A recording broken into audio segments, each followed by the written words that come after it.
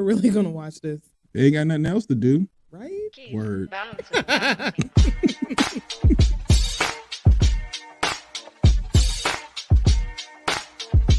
I ain't going on social media talking shit about TDS radio. I know that much.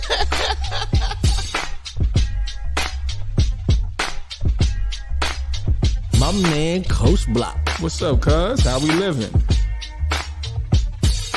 You're rocking with TDS Radio. Get it, Kim. All right. She got a vision, and she wants us to execute this vision. Ooh, man. That's what TDS is about today. Ken and Kim are the two dopest siblings that I know. All right, man. You ready? Am I ready? Are they ready? Nigga. What's up? What's up? What's up? It's your man, Coach Block, one half of TDS Radio, and I am here with. You're so fab. Hey, fam. How's everybody doing? How's everybody doing? Is it feel good? Feel great? Wednesday. Juneteenth, absolutely. Oh, that's right. Yes. It's Juneteenth. It is Happy Juneteenth. We Free Day. Yeah. It's the Freedom for Me Day. Happy We're It is Free an Day. amazing day. And then I didn't have to work today, so that makes it even better. Oh, I'm Yeah. glad. I'm glad. Yeah. Shout out Glad. to my Black CEO. You're doing That's great what's things, up. sweetie. That's what's up. So yeah, how was your day? You want the truth? I mean, are we gonna do a Ken rant? Is that what y'all want? Is that how we're starting I this don't off? think we need to start off with a Ken rant. That's crazy, but necessary. Hey, Mr. Purvis. What's going on? On Juneteenth, I was threatened by a person of a lighter hue, We will not tolerate this saying insolence. that they are going to ruin me on Juneteenth. The audacity The audacity of it audacity all. of it all. Hey, on Juneteenth, I was told by a former coach that got fired from the school that I'm coaching at that I and another coach, in case he doesn't want me to say his name, was going to be ruined if we attempted to get a job at another place, because he is blaming us, for him getting fired. You got to be kidding me. Like, the audacity, the indignation, I am here for y'all being messy. Mr. Purvis says, say his name.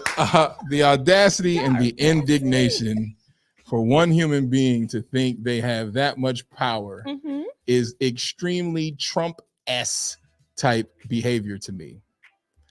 And I continue, as I always do, which also drives me nuts, and I continue to take the high road because the message was text, not call. I need to tell you something. Not, hey, I need to meet you because I gotta say something face to face. It was a text message. Everybody involved in this situation is older than 40 years old. Right. So why are we texting threats at such a such a old age? Well, Miss Purvis said, you're a better person than me. I've been in the trenches all afternoon digging up dirt. Yes. So the only reason why, Come on, Inspector Gadget. the only reason why I have decided to take the high road at this point in time is because that's how I started. Now, if I would have started low, then we just were going to stay there. Can't take the high road after you've already dug the ditch. No, now we got to go to hell. Yeah. So now the one thing, Black folks, that ignorant people, be it black or white, do not expect you to do is get corporate. They don't expect us to be able to read or write proper emails to the right people as they continue to dig the ditch for themselves.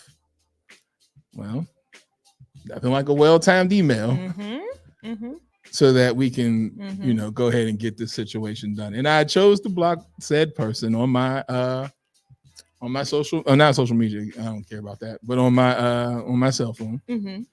from messages, Mm-hmm. meaning you can still call me, Mm-hmm. but you won't send no more messages. Now, see, if they're going to continue to dig themselves deeper, then I might want to go ahead and keep the messages in case they send something else to incriminate. It was themselves. screenshotted. But they might not stop. They may keep going. Wait, And I would just keep screenshotting, well, and just send it. the only reason why I don't feel like that is because in men's mental health month, Mm-hmm. I don't want to regress from what I've been working on. Mm-hmm. And it's always just that one person that can try to hit that button. And then now everything that you've worked on, you've reset. Mm-hmm. I don't want to do that. I don't want to go back to that at all. I promise you I don't. And, it's not that I'm being, anything but me right now, Mhm. because old me would have been like, yo, what's up? You know what I'm saying? And then now I got an issue and a problem. I got an address if we need it. God's still working on me. Right. Do we have an email address for him? A personal email address? No, not anymore. So we got to find that. Mrs. Purvis, find the email address for Y'all me. are putting this information on social media on a recording. You find the email address for me. I will just say that. I just leave it feel like there. this. Here's how I feel. Accountability lacks. And it's embarrassing when you see people and you know the story and you're like, man, you just can't take accountability for Mhm. what happened. And the fact that you are completely barking up the wrong tree, that's what makes Right. it even worse. Right. Loud You're and wrong. barking at the wrong person. Mhm. Now, I would be wrong to out everybody who needs to be outed because you're texting the wrong person. Mhm. And so for me, I'm just like, you know what, man, it's cool. I'm going to eat that. But what I can say is if the person was to take a visual picture of what currently is of the coaching staff, there is only one person left. That would tell you everything you need to know. Bum, bum, ba-la-la-la-dum, dum, dum.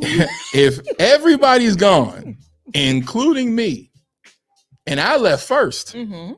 because I told the man, you got it. Right. Because Right. my blood pressure has shot up so bad that I had to take 2 pills. Right. So I said, nah, you got it. I don't want no parts of it. Mhm. Mhm. Now, with that being said, Mhm.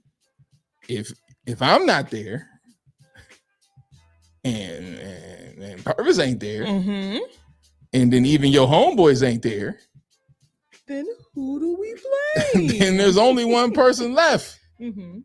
Now, people can take that for what they will. But I know when people turned on me when I was at Enlow, it was the people right underneath my nose. Right. And most of the time it is. It was people right underneath my nose. I got a brother to this day that if he was watching this, he would say, I'm sorry. I should have. Yeah, but you didn't. Where was you when I needed you, brother? Wow. Well, cuz said therapy is working wonders, Where are we at? Right there? yes, Mrs. Purvis said I can find it. Okay.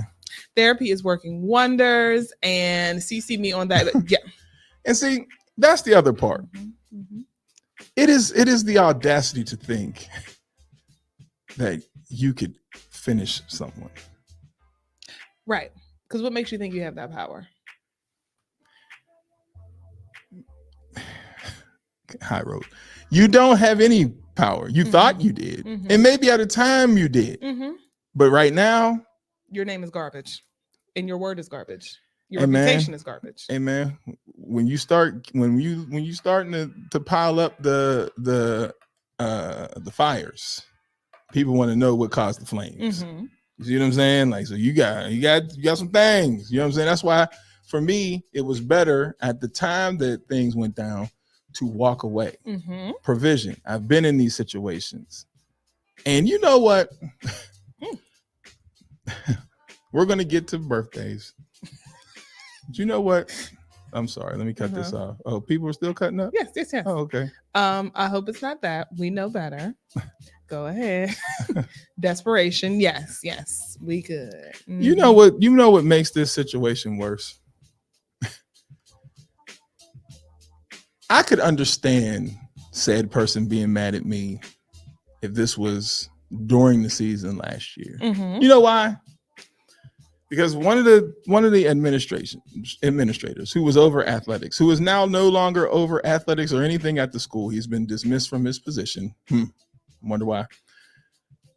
Don't ask me. Yikes. I had expressed to him the concerns that I had, not just as a coach, but as a man. As I was going through what I was going through and experiencing what I was experiencing, I was talking to him. You are an administrator. Right. I'm expecting you to do something about it. Right. When nothing was done about it, that's when my move to Durham had started to come in play. Because remember, I told you, I'm going to Durham because I would rather just be completely dismissed from the situation because it appears that nothing is going to happen. Right. Now, at that point in time, me and you got beef and problems, and it's cool. But I've also told you, you can't do this. You shouldn't do that. You can't do this. And time after time, F that, F this, F, flip tables over, flip chairs over. All this stuff has happened because you can't handle your hostility to only come back like, oh, that was wrong. So for me, I walked away and decided to do the best thing. Mind the business that pays me, which is my own. But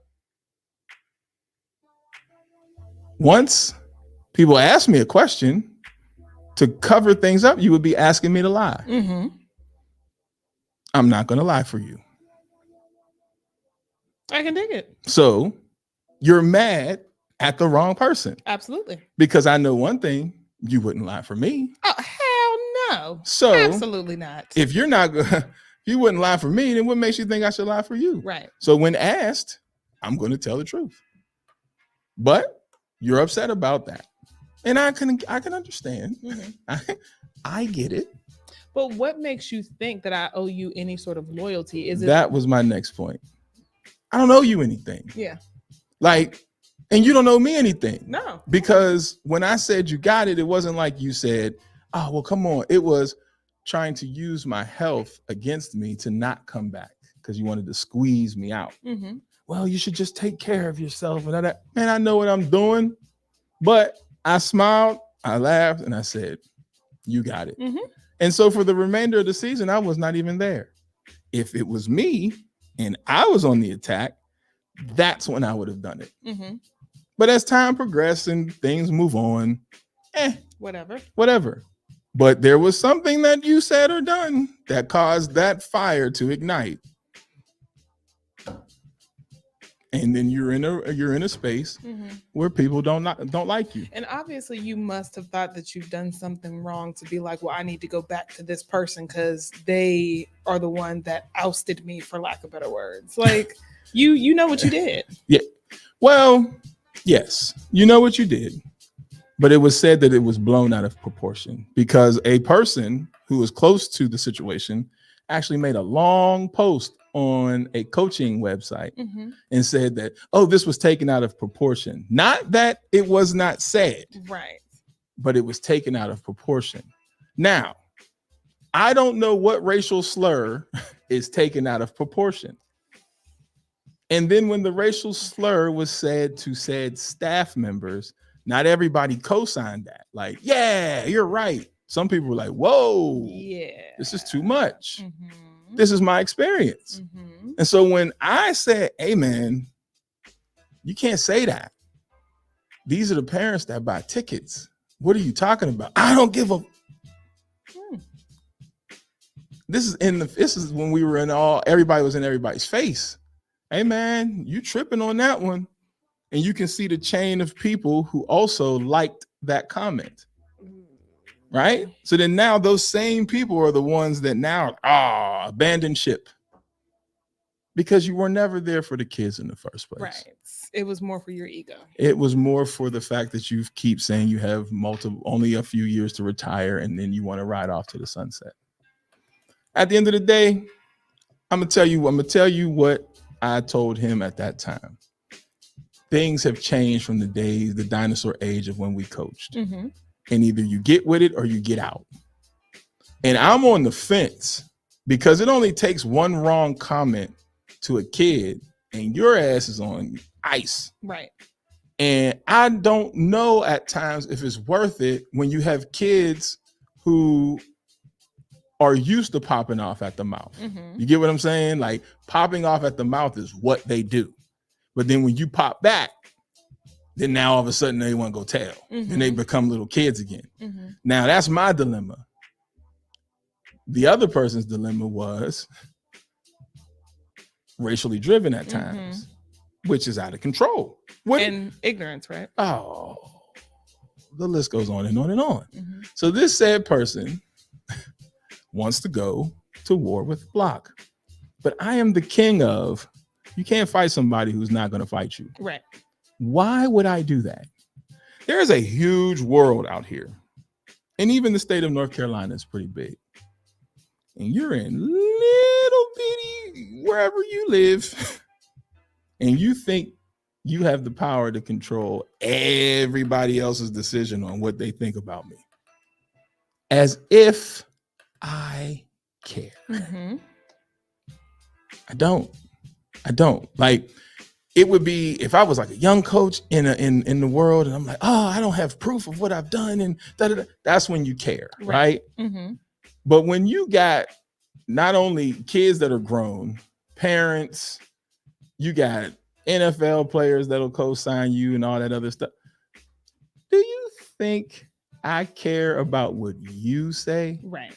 Especially when your racially driven things that you said, there's so many things that, could you imagine being a black coach and you go to a black stadium and they are doing culturally attentive things, and then you say as a coach, that's white, this is my environment, this is where I thrive. What? This was said standing next to a black man. I'm like, I don't know if I should assault you or not, because what the fuck is that about? Yeah, what? Yeah, this is the mindset of the ignorance. That's why when I say now, y'all can get, black people can get as mad at me as they want. The experience that I've had at this school allows me to say that ignorance is a blanket. It has a cadence and a tone. So sometimes that we consider, oh, this is ignorant, and it has a look, and that look is usually black. You shitting me. I've seen all races at this school in this melting pot have the same cadence of ignorance. And it don't make a difference if it's an adult or a child. Ignorance is ignorance, and it's bad. It is bad. This is why some people may say things like, I don't see color. You know why? Because they see the same ignorance, it's just white. Whereas like we see the ignorance and it's black, but then we also see y'all getting away with certain ignorances that we don't get away with. So then we're like, hold up, no, it ain't the same. I could literally sit there and say, I can understand somebody saying that, because in this community, I have seen black kids, white kids, Asian kids, all carry that underground ignorance that we be like, that's some ignorant ass shit. They all do it. And it's the same. And most of them are wearing the same clothes. You're usually good at this. What type of clothes do you think they're wearing? I like how this is an ongoing game. Hoodie. What color? Black. Yes. Crocs. Yes. Socks. Yes. Some sort of tight bottom, whether it's jeans or joggers. Where would that belt be? Oh, near this area. Yes, near the thigh. Yes. And shorts. Yes. Underneath that. Or draws. But most of the time draws. Yes.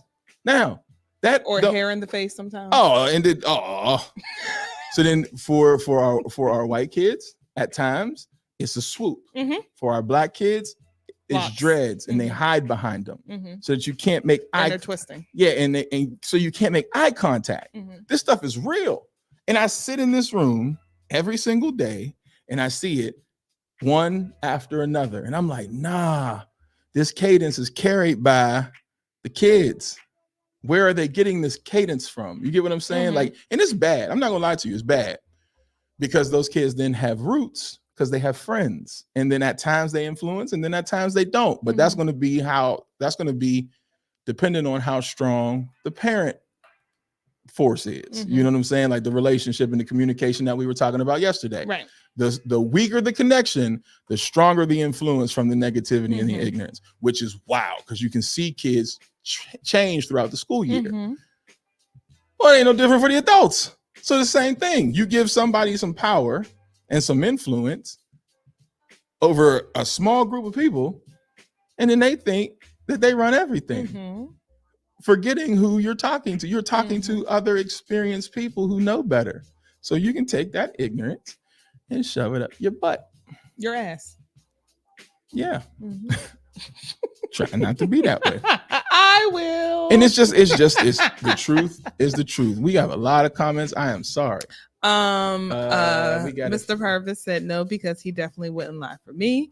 I had one conversation with this Where we at? dude right here? there. What was this one? That you already showed that one. Okay. With this dude, and that's because he said something slick. Now I'm the problem. Right. Why are you going back and forth with a child anyway? What word? Word. At some point in time, everything it gets exhausting and you don't have time for it. Like, imagine jumping into that and still having to do this. Mhm. Now my mood is like, and I don't want my mood to be like that. We have 2 guests coming in that is here for Men's Mental Health Month. Mhm. I can't allow ignorance to reset what it is that I got going on. Right. Just because you can't be accountable for what it is that you did out of your mouth. Mm-hmm. That is you. And like you said, as an adult, it's hard for me to respect someone who wants to have a conversation through text. Call me. Hit me up. Or we can meet face to face and have this conversation like adults. But do not text me like you are a 16-year-old girl whose heart has been broken. We're not doing that. And please don't use racial slurs while you're talking to me because I might record. As we should. And I mean, I don't know. I'm pretty sure because they're all the same phone. But now Apple is going to give people the ability to record phone calls. And I'm pretty sure I'll have to, get with Stormy Fort on this. But I'm pretty sure, if I can remember, that she said in the state of North Carolina, as long as you're a part of the conversation, you can record it without someone's consent. Hey, probably. But at this, you call me on it and you're going to hear it. So on social media, because at this point in time, I have to move professionally because we have too much at stake. And I enjoy my job at the school. I enjoy dealing with. It's stressful because. But you said the kids make you laugh. I'm about to say the stories with the kids are hilarious. It's only stressful because this year, even as the administrators, they were so strained. Uh-huh. And so I'm the type of person of I'll handle this versus putting more on an administrator. Mm-hmm. So then it becomes overwhelming. Mm-hmm. You get what I'm saying? Whereas some of that stuff you can just push off and be like, yo, deal with this kid. Mm-hmm. But when we were already understaffed and losing staff at the same time, nah, man, I would just try to handle as much as I could inside that room, which became overwhelming. But it also gave me an extremely great review, which is positive for moving. Yay. Yeah, my review was bomb. That's why I'm saying I would be dumb to sit here and we'll take a yes. I had a great review and I would be dumb to sabotage myself by going into this situation with guns blazing and just ignorance. You're out. Yeah. That's not my fault. Yeah. Mm-hmm. Here's what I want to know. What room do I got next year? I know that's right.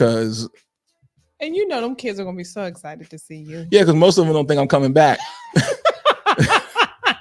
They're gonna be so excited to see you. Most of them don't think I'm coming back. They have said it like Coach Block, we got on your nerves so bad. You're not coming back, are you? I'm like, it's a toss up. Meanwhile, I know them bills is hitting. No, I'll be back. But I'll be back. But I just need to know if you are allowed to have guests because I want to witness this for myself. The kids? Yes.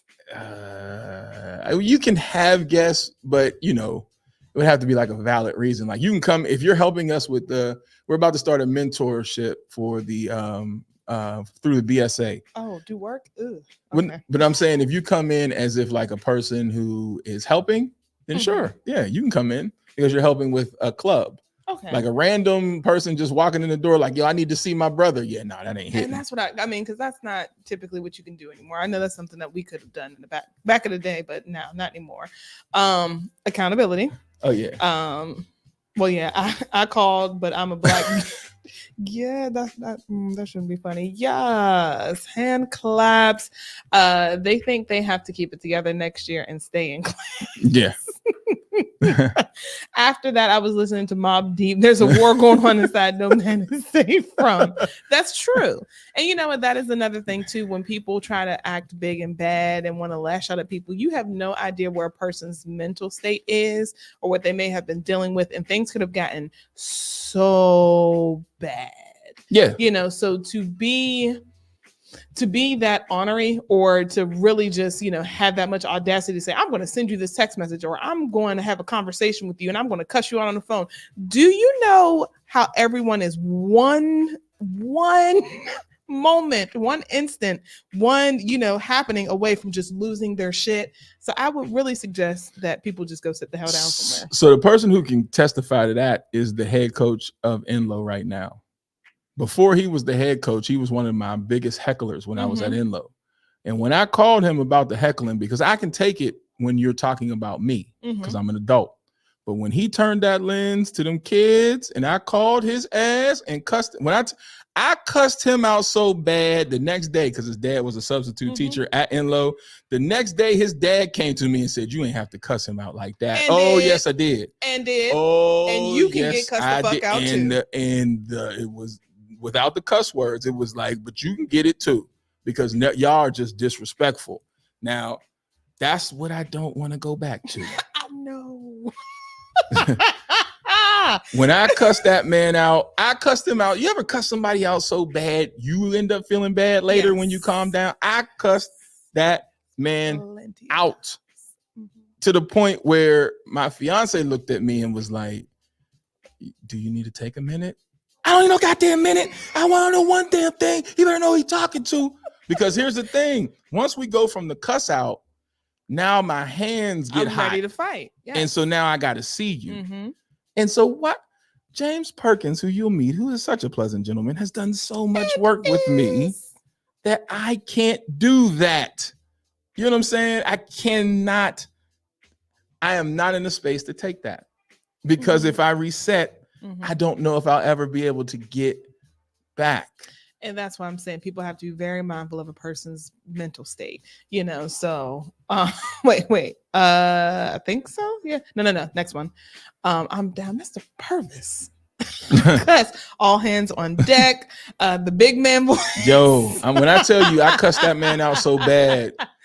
You gotta, and then what type of man are you to go after you get cussed out to go tell your dad? He told his dad, and like his dad was going to do something. I got more wins than you and your daddy, so now deal with that. And especially you've been the head coach for damn near 5 years, and I still got more wins than you. Like, if we want to start pulling out statistics, just like the guy who was talking all that, I'm a down you. When he was at Roseville, if you go look at the regular season statistics, the last year I was at Enloe, our offense was better than his offense. At the end of the day, I got the tapes. Now, that's why I keep saying nobody wants to have a real conversation. Nobody wants to have a real conversation. They want to hide behind these conversations. Y'all done lit Coach Block up. I got goosebumps. Y'all want to hide behind these conversations and hide behind these desks. And this is the shit that always happens, because you know who the people they hurt the most is? Oh, wait a minute. We got family. Go ahead. The people they hurt the most are the children. Are the kids, right? So through all this adult warfare, the kids are the ones that get hurt the most. And not one adult is able to just be like, hold up, y'all. Hold. It's about the kids. Right. Nah, it's about lobbying who's going to be the head coach, lobbying about who's going to get the final say, lobbying about ego. It's male-driven ego, because guess what? Nobody was satisfied with how their career ended. So now you coach. Right. You get what I'm saying? I'm fine how my career ended. I'm fine I'm fine how I did my good job at Enloe. I am only here. I told the principal of the school, who's currently the principal of the school until the new principal comes in, if I don't coach another down at Corneth Holders, I'm cool, because we're about to start a mentor program. You will reach far more children with a mentor program than you will with athletics. And it's needed, because the other thing is too, some of those athletes will need that mentorship, because they need to know how to adjust. Because as you've said on multiple times, and even on your podcast, First and Goal, not everyone is going to make it. Then what? Less than 3% make it. Yeah. So then what? They don't know. and nobody cares. Mm-mm. Then you just move on. And that's what I'm saying. Like, so with that being said, and you bringing that point up, there are different styles of coaches. My style of coaching, I could care less about the X's and O's. Do I know the X's and O's? Yes, I can care less. But I personally believe you cannot be successful on the younger stages of football, meaning high school, middle school, and youth, unless you build a connection with the kids. Because most of these kids are not diehard football people. They just play it because, you know, it's the thing to do. Dad said so, et cetera, et cetera. So I want to make mama proud. Yeah, I want to make somebody proud. So when you begin to build these relationships with the kids, then you realize you can get more out of it. Right. But if you just make it solely about football, it ain't just corner holders. And ego. These kids don't care that much about the sport, because you know why? While you out there making them run and do all that stuff, you know what they really thinking about doing? Going to get a job and getting their driver's permit. That's what they want to do. They want to work and get money. Yep. And they want to drive. And you out there like, I don't give a damn about no driver's ed. You better have your ass at practice. They're like, driver's ed is only this time of the month. Right. I'll be there. And my boss said I better take my ass to And work. I got work today, so you better figure out the schedule. And so unless you build that family, that community and camaraderie to where kids feel like they're missing out if they don't make practice, then shit, you ain't got nothing. So for me, it's about building a culture around the team. That goes with, you know, adding things from the school, from letting the school make posters, pep rally, the whole thing. I don't want to give the G plan away because somebody could be watching, taking notes. So at the end of the day, though, so many people don't have that. So you for example, we're not going to use corner holders as an example. We'll use Enloe as an example. We were doing that and winning. They're not doing that and they're losing.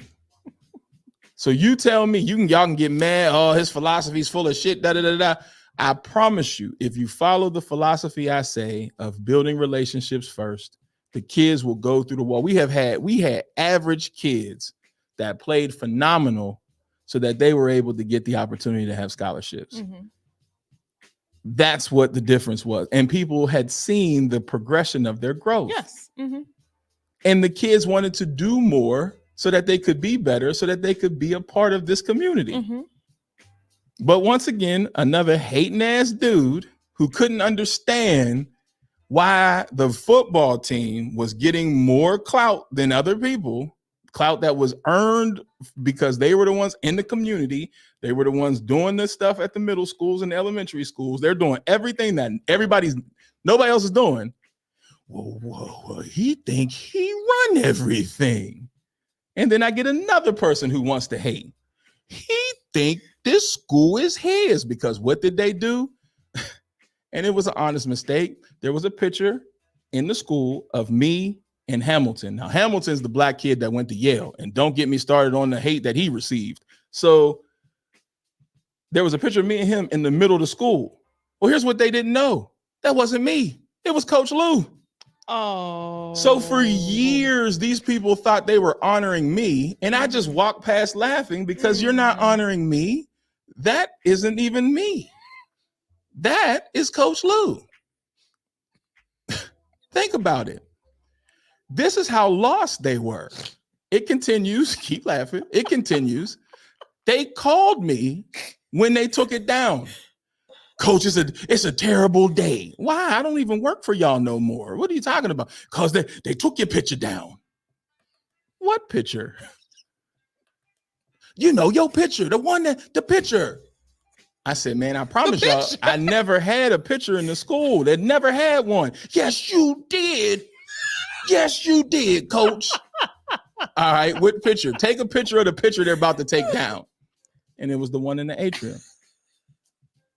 That tells you the character of who I am. Y'all knew that wasn't me. Now y'all ain't shit. But that tells you my character. I didn't be like, hey, man, that ain't me. Okay, that's the picture y'all pick. But that's not me. Did Lou know it was him? Yep. Nope. Whatever. All of us purposely didn't say anything. Okay. Because guess what? It ain't about us. It's about the kids. So now if I was like, hold on, that ain't me now. Put something else up. So for years, Coach Lou was in the middle of the school. Shout out to Lou. And all we did was walk past it and laugh and just shake our head every time because it's not about me. I went on a rant after we played the game and kept telling them, look, do y'all understand? These people don't even know if I'm Coach Block or he's Coach Block. Because multiple times we would get there and they would talk to him and I'd let it happen. And then when it got to, okay, have a good game, coach, Lou would finish it and be like, oh yeah, but he's Coach Block. It was a running joke. Because guess what? It's not about, I would go all the way somewhere in the corner and just watch on purpose. Because it's not about me. But these people, I promise you, these coaches make it about them.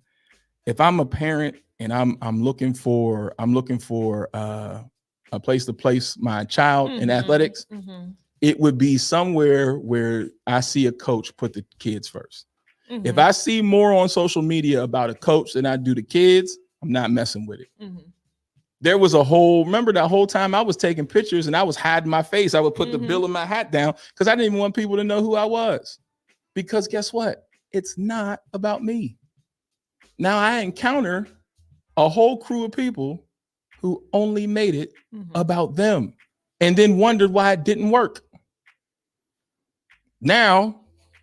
Now I get angry text messages because it didn't work. You were the head coach, not me. Right. What the hell are you mad at me for? He said, I gotta be mad at somebody. Somebody. I can't be mad at me. So when you asked me how my day was, All right. That was my day. Got it. And I still ain't done. Asses will have to answer for what is happening because at some point in time, it should stop. But if it's not going to stop, then I'm going to force you to have to answer for what it is that you're doing because you got the gun pointed at the wrong one. So where do we go? I'm sorry. Right where Gabe is. Nope. Keep going. All right, there we go. It said, that's my cousin. He is fire. Shout out to James. Yay, family. Hey, now. Who's James? James, your therapist. Oh, yeah. What's up? What's up? He gonna cry when he get to the car. 1,000%. I appreciate you caring so much about the kids. He put me in the hospital, cuz. Twice. And did. Yeah, twice. You was looking crazy. It was because they set you up in these little positions. There was a picture, and I gotta find it. Let me tell y'all, guest is coming. Men's mental health. Let me get it out, guys. When I was at Enloe, we were undefeated, and we were supposed to play a team that was also undefeated. We were a running team. They were a passing team, right? Gotcha. And so with that being said, it was like a storm had came. You know how we get those storms during the hurricanes during football season. Well, it was the perfect thing. The hurricane hit. And when I tell you my phone lit up from parents like, you better not cancel the game, coach. This is what we need because we run the ball. They throw the ball. They can't throw the ball in the rain. And I'm like, you're right. This is it. Because if we had won that game, we would have had a shared piece of the conference championship, no matter if we won or lost the final game. Because the team that we were playing beat the team that we had to play next. So that means we would have just had to share that championship. So we go in and everybody is getting dressed. The kids is getting hyped. Parents is buying rain suits. It's going down. During a hurricane. It was about to happen. So the hurricane, we would have finished the game before the hurricane started, but the rain had already started to come. Oh, okay. So now here's what happens. And you know what? I'll tell this story and I don't give a damn if people get mad or not. Me, the athletic director, and the principal walked the field. Now we walked this field and I said, well, what do y'all think? I think we should do it because, and I gave my reason. So the principal says, well, yeah, I think we should do it too. And then the athletic director was on the, I don't know. We'll come back to the athletic director. So then now fast forward, told the kids, game is on, let's play. Everybody getting hyped up because we know we can beat them because they're not going to be able to pass the ball because it's raining too hard. I get a text message, game canceled. A text message. I didn't have anything to do or any say in the fact that the game was canceled. So then now, because this game was about to be on TV, the news people come and say, We need an interview with you live. Me. Because they thought I made the decision after all these people had come and got ready to stand in the rain. So then I told the lady who now works for the NFL Network, don't interview me. Find the athletic director, find the principal, because one of them did it. She said, well, we can't find them. I said, well, I'm down here with the team. She said, Coach, we go live in 5 minutes. I need somebody up here. Damn. So I knew I had to. That ain't my problem. I know somebody got to do it now. Because if she can't find them, I got to do it. So I go upstairs and do the interview. Now I'm thinking, you can't blame the principal. You can't blame the AD. But don't eat this either. You get what I'm saying? This was not my call. So, but my face said this. All while she was asking me questions, because 2 parents sent me text messages and said, I hope you don't get in trouble, because I'm like this. And she asking, I'm steady. It went from this to all I did. Is this video still out there? I don't know. You got to find it. I can give you the week. I can give you the time. And people were sending me text messages. Did what? Then what? And then finally what? And so it went from, they said it's unsafe, this face. But that ain't what they said earlier today. We needed to play this damn game. And I didn't say damn, I said we needed to play this game. So then she was like, well, what are we going to do? I said, well, we got to reschedule it for Monday. Now, this is why I say people don't think about the kids. You got your team, because you're the home team. You have the ability to make the decision whether to play or not. Right. You have your team playing against the 2 hardest teams in the state in the same week. So we had to play. I do remember. We had to play the number 10 ranked team on Monday, and then turn around and play the number 5 ranked team on Friday. I do remember this. But then people want to tell me about safety for the kids. Man, I lost my shit. So then now everybody looking at me like, why is he mad? So then weren't your kids were tired and they were starting to get hurt. They were starting to get hurt. Yeah. So then now the 2 hardest games we got in the season, which also had implications on playoff seeding and shared conference championship, which they ain't never had. Then now it was on me that I canceled that game. So now imagine parents who bought food because they had brought food because the concession stands wasn't going to be open. They had bought pizza for the people to still be able to have concession stands. Everybody looking at, there was people that had balloons and shit. Everybody looking at me with soggy balloons like, I know you didn't, coach. And I'm like, I didn't. But that's how the politics soggy balloons, because they were supposed to be up, but they was like right at somebody's head. It looked like something off of It. You know, It's balloon was. That's how this game is played. And they left me to have to do that. Only, and this is the final piece. So then when we go to all conference, that coach that we were playing against, because we ended up losing the game by 6 points on Monday, which was heartbreaking because the kids felt like if we just beat them, at least we are conference champs. Right. But we lost. Okay. So then fast forward to the all conference meeting when all the coaches come in and vote for whose kids should be where and what. The coach of that team chuckled. I don't know why y'all did all that work anyway. I told your athletic director earlier in the day we weren't showing up. So they would have forfeit? They already told, no, not forfeit. That's the click. Oh. He had a good relationship with my athletic director. He told my athletic director when we walked that field earlier with the principal, he had already told the athletic director then we're not playing that game and we're not showing up.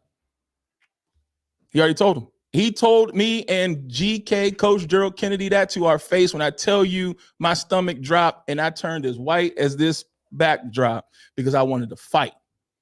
Because you did that to our kids. Right. And you didn't tell me. If you would have told me that the game was canceled, then we would have made a different game plan. Right. But our kids got in their emotions thinking, yo, it's about to go down in the rain. And it was co-signed by the principal. Yikes. Now, my good friend Joe is telling me, Block, we need you, baby. But these type of situations I see manifesting already. Mm-hmm. And all I think about is after that Leesville game, because I knew all the stuff that was going on, I was in the ER that night. Mm. I don't want to do that again. No, it's not worth it. I was in the ER that night because I knew the truth and could not tell a soul. And I had to eat that. And parents still looking at me to this day. With the balloons? We had them soggy ass balloons, coach. There was parents that had bought rain suits. They was all in. Because your face said what? And then it did. And finally.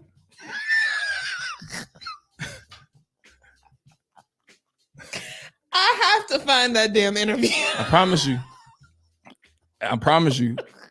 Hamilton's mom was one of the ones that sent me the thing because she was hoping I would look at my phone, and she said, fix your face.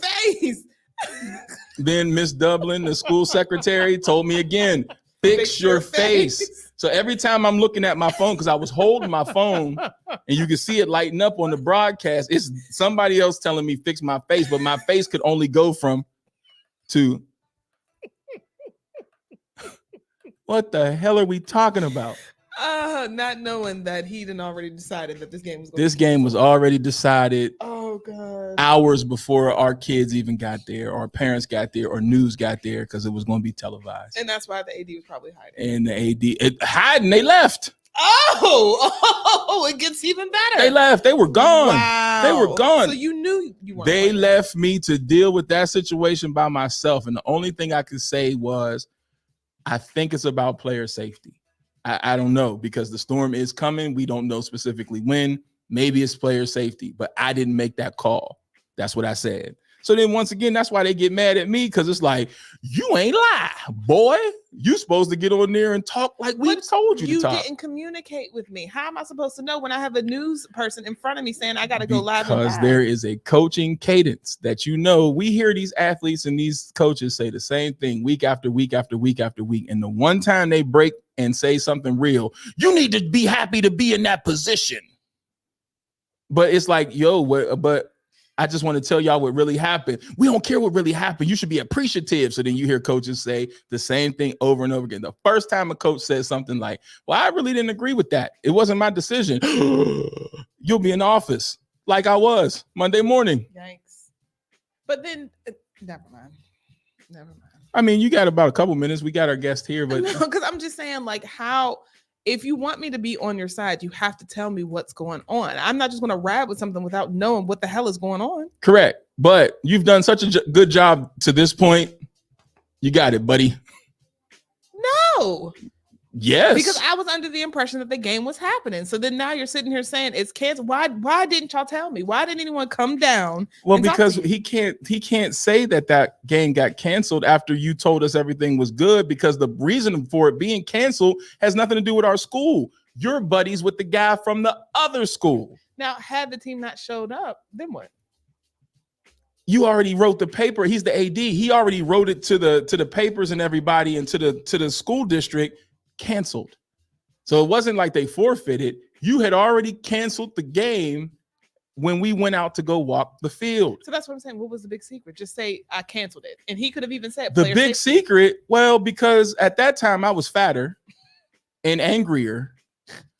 So it was supposed to be a secret, because Lord knows I'm the red guy from Inside Out.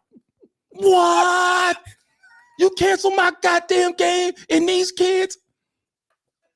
What? I wish you would.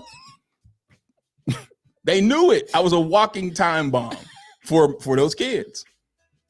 You canceled this mother. I swear, so I'll blow this mother. He didn't want to hear your mouth. Didn't want to hear it because they knew it. They knew it. They knew it. They knew if they would have said, Coach, we're not playing that game, hell would have been for the next 8 hours at work. It was so bad. I made the kids, because when the game, when it was kickoff time, there was no rain. The rain had stopped. Mm-hmm. All the kids took a picture in their game jerseys with their arms folded like this, staring at the camera. And I sent it to the principal. I don't know what you're supposed to mean by that. We should be playing, is what I sent. Now, my good friend, Joe, wants this guy to come back because this is how I'll be dealing with these situations. Then we play. You want to know how bad it was that the game played on Monday? My starting defensive tackle had a play on Monday, and it was for a grade. And the teacher told me, I don't give a damn what y'all got going on. That. We rehearsed this play. He gonna be at this play. So that poor boy had to have, because he only had a few lines, he had to have his uniform in the backstage, said his couple lines, and then be out. Got dressed and ran literally from the school to the football field. GK seen him and was like, get your ass in the game. This kid ain't stretched, ain't nothing. He literally came from the stage to the field, set, go, broke through the line, caused the scoop, score, fumble. Like, that's how we had those kids trained. Like, it didn't even, he just I gotta go. Let's go. Nobody asked no questions. Nobody was like, no, that didn't seem right. Right. This thing, he didn't stretch. We didn't even call a timeout. We seen him running. Get in. Right in. Get set, go. Boom. I have a picture of it in my phone because it was magical. But we lost that game. We were coaching our ass off and we lost that game. And I have a picture that I sent to the athletic director and to the principal of me with an IV in my arm later that night. Because I was dehydrated, my blood pressure was up, everything fat that you could think about at that time was going on bad.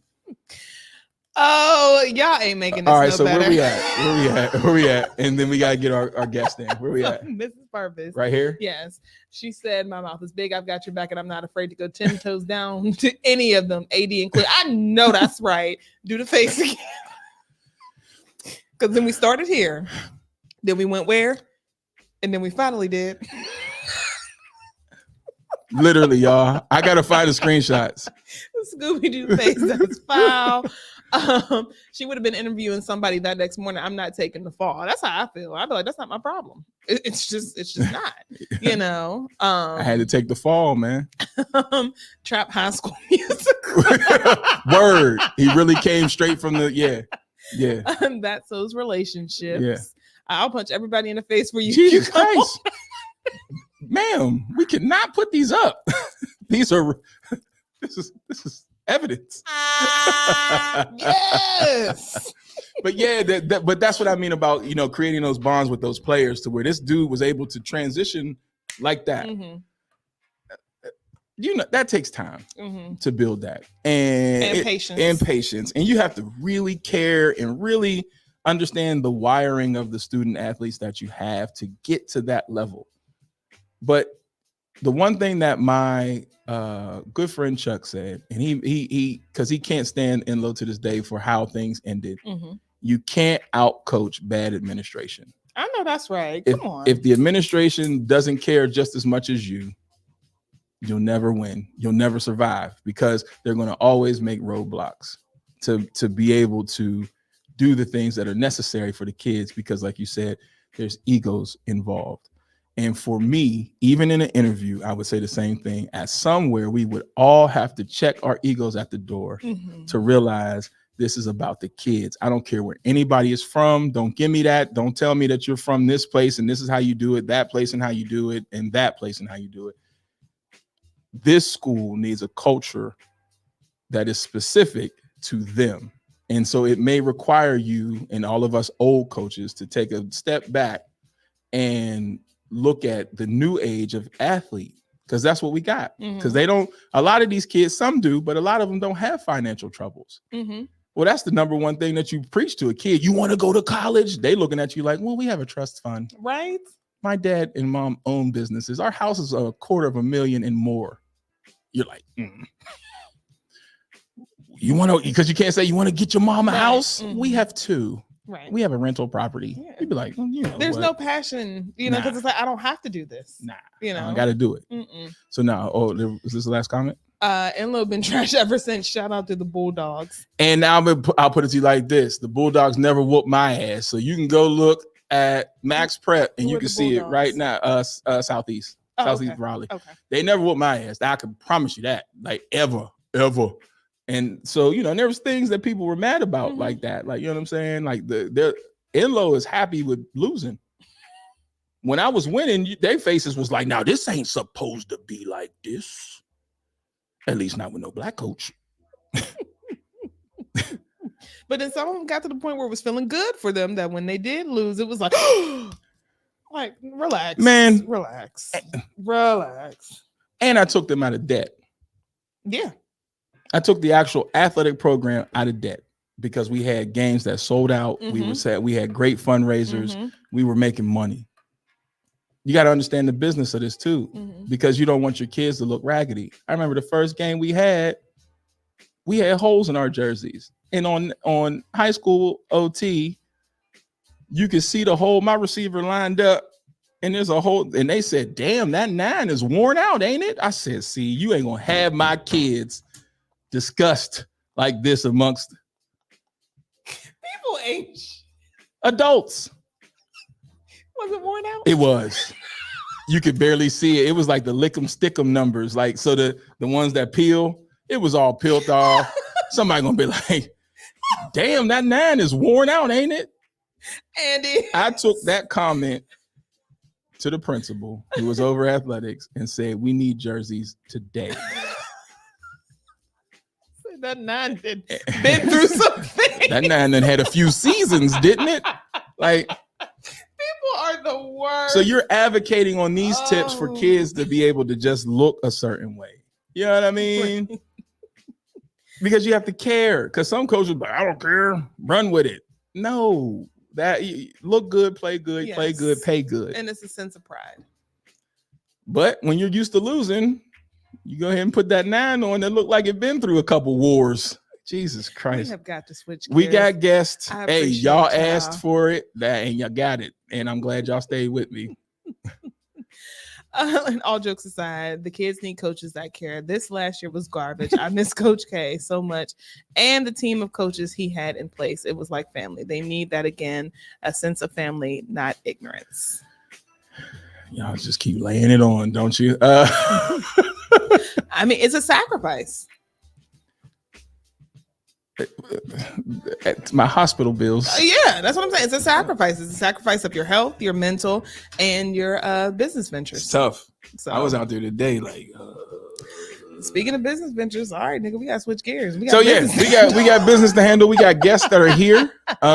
So today is Men's Mental Health Month, and I appreciate you guys allowing me to clear my mental health, because talking about it and laughing about it makes you feel a little bit better. A little bit. But I want the person who the people, because I use her drops every day. So I want the people who are helping me with, the restoring process to talk to you all. I have my therapist here, James Perkins, and then we also have the healing consultant who will be also joining in. So just give us a second, because they are right outside this door. We'll get them in and get them seated, and then we're going to talk. And I need y'all to engage and also stay with us, because if you have missed the other 2 segments, you missed out on some, and yesterday you missed out on some great information. This is basically free therapy. So ask your questions. I'm gonna stop being petty. I ain't gonna say it. Well, today I've been petty all day. I'm just saying, I just wish some of these niggas on these dating sites would start listening to this information, and maybe y'all wouldn't be in there. Can you post clips? Put the clips in there. You know what? I'll see. It's like, go look at this stuff before you even think about it. So give us 2 seconds. We already got the seats ready for them. We just got to get them inside the door. This is TDS Radio, our voice, our culture.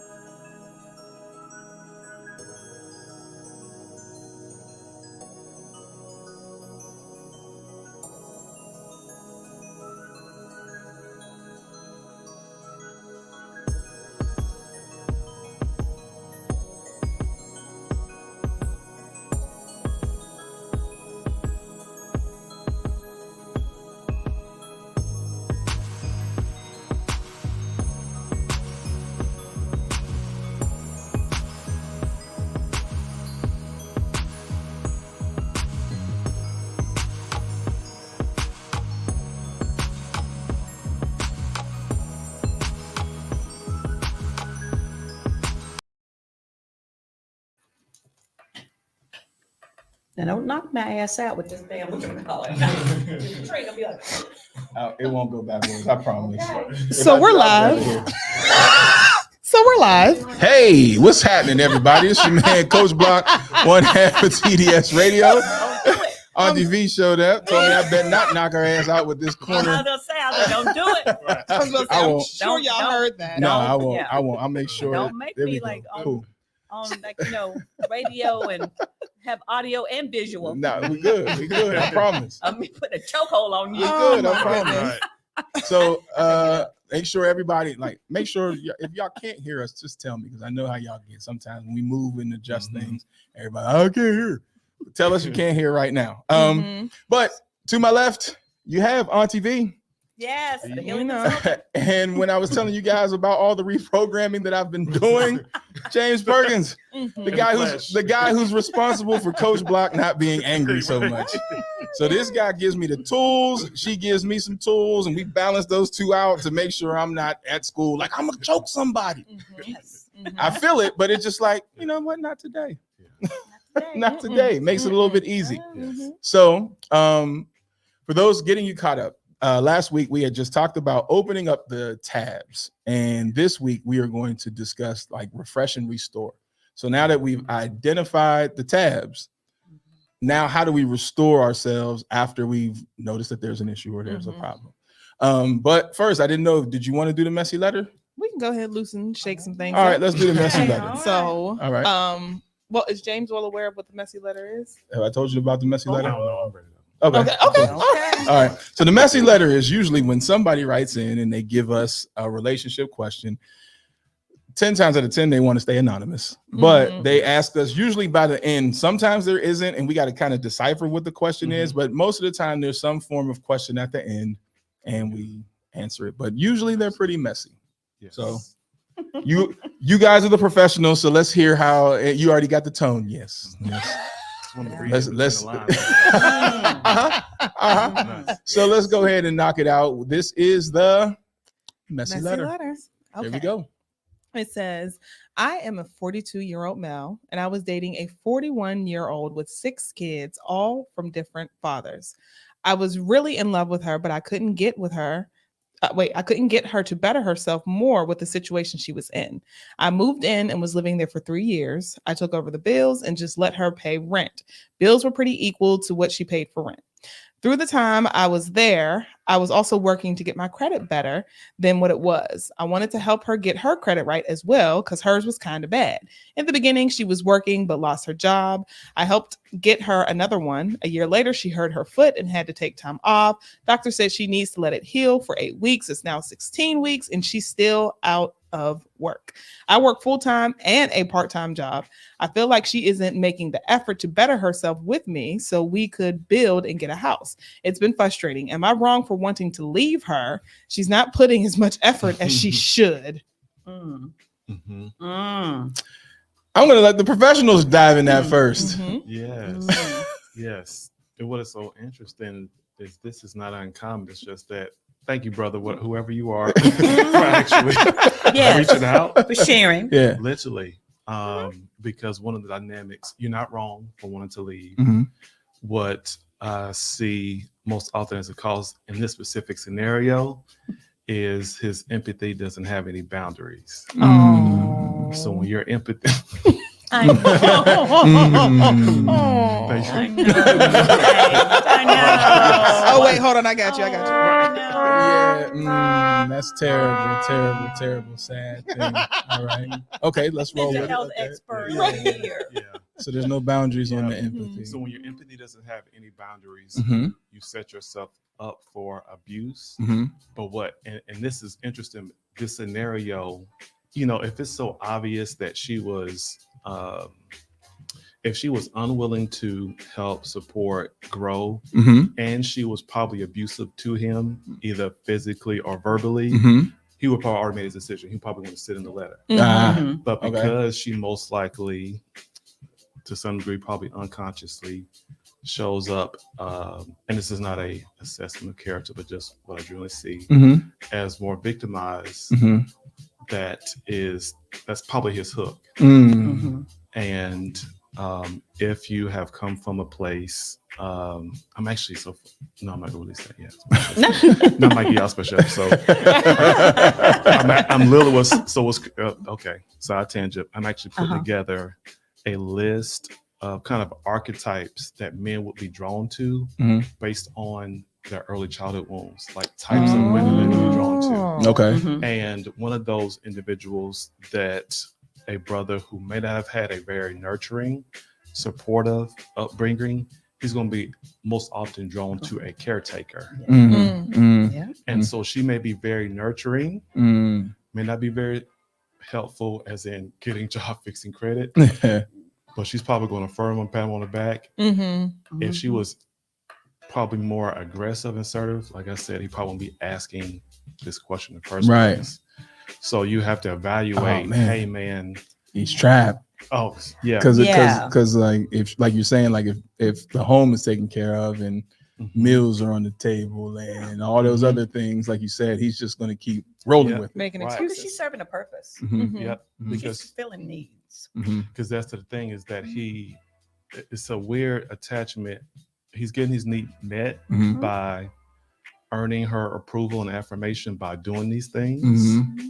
And she's probably getting her need met by having someone support her, take care of the kids, not judge her. She has Six kids, different fathers. She's tired. 6 kids She's been doing this for a while. What's the truth? and different fathers. Yes. 6 And kids, he has, different I fathers. mean, correct me if I'm wrong, but he's stepped in. He's, he's filled some holes for her too. She's filled some needs from him, and he has filled some needs for her. So no wonder she's sitting up there for 16 weeks. I mean, she's probably like Milking it. Yes, Yeah. I get a break. Yeah. You can't fault her for that. Did he say the bills were in jeopardy or anything? can- in He that did letter? not. He So the just bills wanted aren't in jeopardy. No, the bills are not in jeopardy. He just had her doing the rent because the bills essentially were roughly around the same price as the rent, which I'm like, what type of bills or rent y'all got? Yeah. He did say, I feel like she isn't making the effort to better herself. So I don't know if it's not so much of like, oh, well, we're in jeopardy financially. It's just that you want more for her than what she wants for herself in this current moment. Oh yeah, well then I agree with everybody up on everybody else. Yeah. She's finally getting a break. Yeah. 6 kids deep. Somebody's paying the other half of the bills. She's exhaling for right. He sounds like he's bested a little bit to me. I mean, he feels bad. I mean, Yeah. he's like, look, I want more for you. Right. I want better for you. Because that's what he wants to do. Because he wants the house. He's wanting to build his credit, so he's wanting to do the same thing for her, and almost kind of like that savior complex, Yep. And because she hurt her foot, now I don't know what hurt her foot means, broke it, sprained it, whatever, but the doctor did say it takes 8 weeks for it to heal, and that almost kind of sounds like some sort of surgery or something like that. we can't comment. You know how people act. So first, hey Auntie V from Jazz. Hey, boo. And somebody said, "Run, brother, run." And She's been waiting on this opportunity to become dependent. That's what Miss B was saying. Pack your What's stuff on, and Gabe? the extra What's on, 85 Oh, points. What's going on, cuz? Hey, boo. You gotta watch where you Yeah. They own you. Right. See What a you. small world. Oh my Right. gosh. Gabe be cutting up with us. Yeah, he Mhm, does. mhm, pack mhm. your stuff and that extra 85 points you helped put on her credit score. She probably broke something 6 times. Oh yes. Yeah. Well, you know what? We just don't know. Right. I mean, Mm-hmm. like I said, I don't know. I think it sounds like it's a little bit of a codependent relationship. It I mean, is. they're both, it's a symbiotic relationship. Right. It seems like they're both getting something out of it. I think he wants more. He wants more He just for wants her. more. Mm-hmm. Yeah. He wants, Because he wants said, better. I'm really in. Well, he said I was, but if you're asking this question, you still have feelings. He said I was really in love with her. Of course. No, He said- you are. Yeah, but I couldn't get her to better herself more with the situation she was in. But does it say that he left? He hasn't left her. He said, "Am I wrong for wanting to leave?" I No, mean, no. I You would know? definitely encourage him to explore what her dreams and desires are if he hadn't already, to Mhm. really see, what do you envision for us Right. for this next year, next 2 to 3 years. Right. This will give you some insight really into her perspective and where her mind frame is. And we have an eerie sense of picking up when people are being authentic. And so you better sense like, man, she just saying this off the she cuff. on some bull. Or if she's really thought about that. And I guarantee if you challenges her to really think about that and see what she comes up with, and if it's not in alignment, you definitely got to make a decision, bro. Yeah, I agree too. Like it's going to be a hard decision one way or the other. But if the bills is getting paid, then chill out, man. Let her relax. She got 6 kids, bruh. Nowhere did he say anything. Just give a little bit of give her a little reprieve. She's 6 kids deep. He has time to have that discussion with her. Right. Because she's not working. Right. So have that discussion. Yeah, relax. Give her a safe space so he can approach her about the discussion and what he's feeling. Yeah, I agree. I agree wholeheartedly. And then share. And the one thing that and Miss V, you probably seen it, or you all may have seen it, but Viola Davis and her husband, when they were talking about how they got together and how she was the one that had horrible credit, he had all the credit and stuff like that, but they got established through him, and it allowed her that time to kind of get herself together, but it wasn't immediate. And I feel like he's expecting it because it's like, well, it's happening for me now, so let it happen for you. No, do you get it together, relax. Let's take a breather. Because you're doing a lot right now. I'm still hurt, my guy. You get yourself together, and then I will. But it's not going to happen overnight. So I definitely can understand him, because I have been in situations like this where you're wanting that person. It's like, come on, let's go, let's do it, let's move. But you show some grace. Just a bit. 6 kids. How long have been together? No, he didn't. Oh, I'm sorry. It says I moved in and he's been living with her for 3 years. Okay, but that's not the beginning of the relationship, right? Oh well, then you owe yourself a conversation, like, because you want to know why. You know what I mean? And she may be facing some things that you don't know. Like there may be some depression, or there may be feelings of inadequacy because she sees him moving at a rapid pace and she's not keeping up. So I feel like you would do yourself a disservice without the conversation. Have the conversation to find out, because it may draw y'all closer, because you might realize that she's fighting something inside of her that you never even knew. Well, and she's dealing with 6 different personalities. 6 different, fathers of children. I mean, she's got a whole bunch of other things to deal with. On top of him. Stephen A. Wow. Yes. There's only just so much that you can. I always say, I always tell y'all, there's only just so many give a fuck you're gonna be able to give in one day. In one day. And she better talk quick, because she found a good brother. 6 fathers. That's what I'm saying. 6 kids. Where did you find that unicorn? Exactly. What was he doing? Because your average person is going to be like, I'm going to say 42. How you look? Because I ain't got no kids in good credit. Hey. Oh, bless her heart. She's just she's got her own things she's got going on. Agreed. Oh, it's not a matter. It's definitely there. Yeah.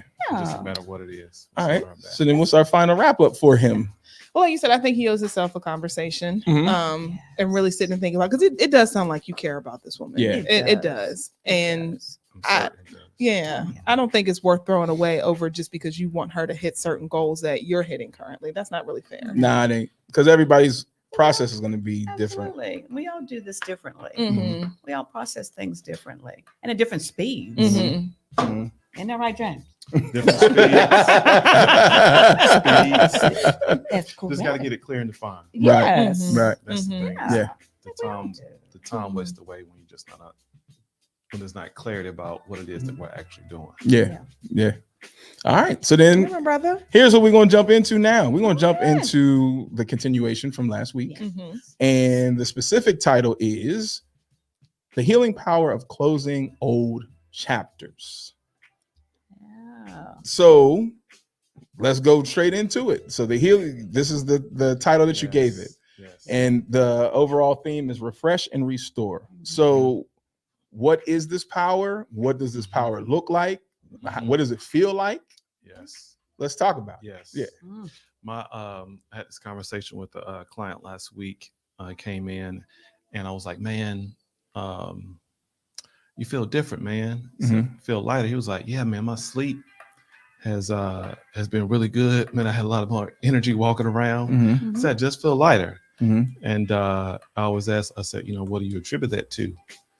And as I say for a lot of my clients, hey, what I want to do is just remove the debris so that you can see clearly. Because one of the biggest benefits of reclaiming that healing power is clarity. And with that clarity comes perspective. You start to see things a lot differently than you probably have for a very long time. It's like you're looking, instead of before you were looking black and white, now you have vivid color. Right. You see what's possible.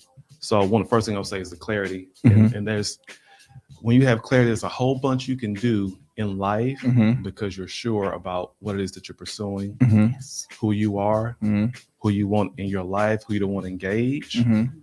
Man, that changes the whole game for your boy. It does. Yeah. When we talk about clarity, we talk about how you can develop that and how you can get to that point. I think that we've already talked about striking a balance, coming down off of that high stress level of whatever you're going through in life. And we talk about, because we specifically talk about CBD and how it can bring you to a point where you can deal with whatever it is that you're dealing with. Right. You can form clarity. Because we talk about that in the story, in my story and other people's story, about how it can. Like I said, it clarifies things for you. It doesn't mask anything. It doesn't shut you down. If anything, it gives you the opportunity to find clarity. Yes. Now, how do you protect it? So now that I got to a point where I'm seeing things differently, how do you protect it so that you don't revert back to that black and white and not seeing things as clear? Go ahead. You go first. No, I was just going to say that's where we talk about this holistic view of your life, of your journey. I've always said it's not just one thing. It wasn't for me. CBD just brought me to a point where I could cope with and understand and then seek help. Yes. And acknowledge that, yes, I need more than one thing, more than one skill set. I need tools. I need tools in my toolbox. And that's what we've always tried to emphasize. I've always tried to emphasize is that this is a multimodality way of approaching your life. CBD gets you here, recognizing that, yes, I need some help. I need some tools. So then we go here. And then because that's what I did. Right. That's what I did. Give you some I time. saw, I had to. I had to deal with things that I was dealing with. And in order to do that, I had to seek a professional. Absolutely. And continue to. I'm not ashamed of it. Right. I can still continue to see my therapist. Absolutely. And I'm like Let's say I 5-6 smoke. years deep. I smoke my own product, as they say. Yes, because isn't it? I mean, I don't know if it's law, but don't therapists have to have their own therapist? We don't, but what's interesting is when I was going through grad school, as a part of our clinical training, we were required to do 50 individual sessions. Oh. So it was a way of making sure you weren't crazy before they So then once you get out, it's no longer required. Well, because you're listening to a whole bunch of folks. Yes. Problems. And And having to not internalize all of that and all of their issues. Yes. I mean, kudos. right. Look, because I'm just trying to get you. I'm trying to get you Right. down here in balance so you can go see him. I mean, as part of your holistic journey. Yeah. Like I said, it's not just one thing. People, it's not one thing. Please. No. So then how do you fix? So now that we're clear, Yes. how do we get to you to protect? The only way you protect it is by this good old B word called boundaries. Ooh. It's right. It's like Lion King, Mufasa. Say it again. boundaries. Like y'all scared, right? What's going on? I'm telling you, boundaries Are are you only, cussing at folks? right. It really is. What are you doing? And you know James? why? Because boundaries, when you start setting boundaries with people, it always exposes their true intents towards you. That word no. Because it's a complete sentence. And isn't is. it? Thank thee. And, It's a man, complete sentence. Preach, James. you Preach it gotta to him. look. Because I say it all the time. Go. You said go. Go. Do it. Do it. You're gonna find out really all you need to know about a person by how they handle your no. Mm-hmm. How they handle your no. And I made the distinction. So boundaries are like fences. So with fences, there's a door, entryway, right? Yeah. So with a fence is you want to let the bad out, but you're keeping the good in. So boundaries help you do that. It helps you keep the good in while keeping the bad out. Yeah. Oftentimes what people confuse, they think they have boundaries, but they're really putting up walls. So with the wall, right, nothing good or bad gets in or out. So once they start healing, it's like, oh, you ain't dealing with these people no more. Yeah. And some of those people you still got to deal with. That's Like, right. you just can't get rid Work of your people. family. You can't That's get rid of your. You can't just walk into your office and say, y'all fired, y'all fired, y'all fired. I want to deal That's with none of y'all right. niggas no more. Yes. You still have to work with these Yes. people. Yes. Yes. Go ahead. Preach it, honey. So, Go ahead. Let me sit up straight. Y'all sit up straight. Listen. Because I've been preaching this for over a year now. Right. I got backup. Right. Go ahead.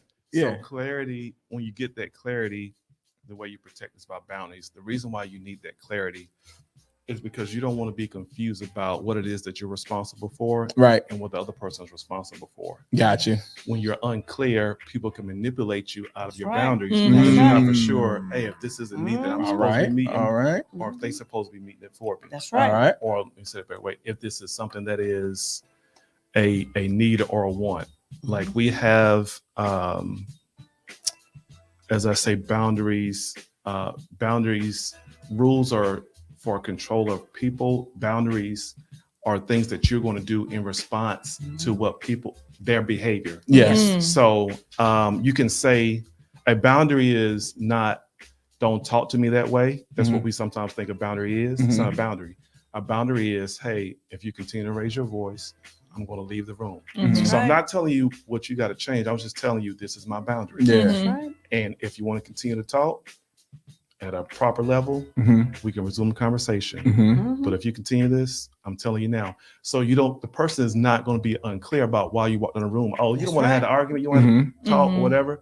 No, I've already expressed to you what my boundary is. So I do it all the with you in that, let me ask a question, because you have those boundary stompers where their personality or even just who they are is just so aggressive Yes. that somebody may build the fence, but that other person is smashed. Oh, yes. So what is the suggestion to somebody who may have more of a meek demeanor dealing with that person while trying to set those boundaries? And like I see it in the workplace where you see somebody Good who's question. a lot more Yeah. and you see somebody saying, now this is, I'm not comfortable with this, but and they try, but the other Cuss person's them the just, hell out. So I'm just I mean, for me, because I work in a professional environment, I always say we can agree to disagree. But for me, I'm like, but this conversation's over.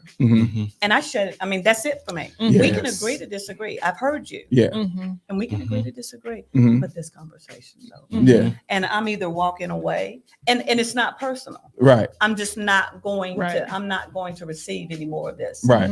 Right. And that's it. Right. I mean, and and for me, closing the tab, for me, it's done. Yeah. Because I've received it. I've processed it. Thank you so much. Yeah. We can agree to disagree because I've realized we are not going to agree. Right. Right. Right. Wherever it is, whatever it is we're discussing, we can agree to disagree. But this conversation's over.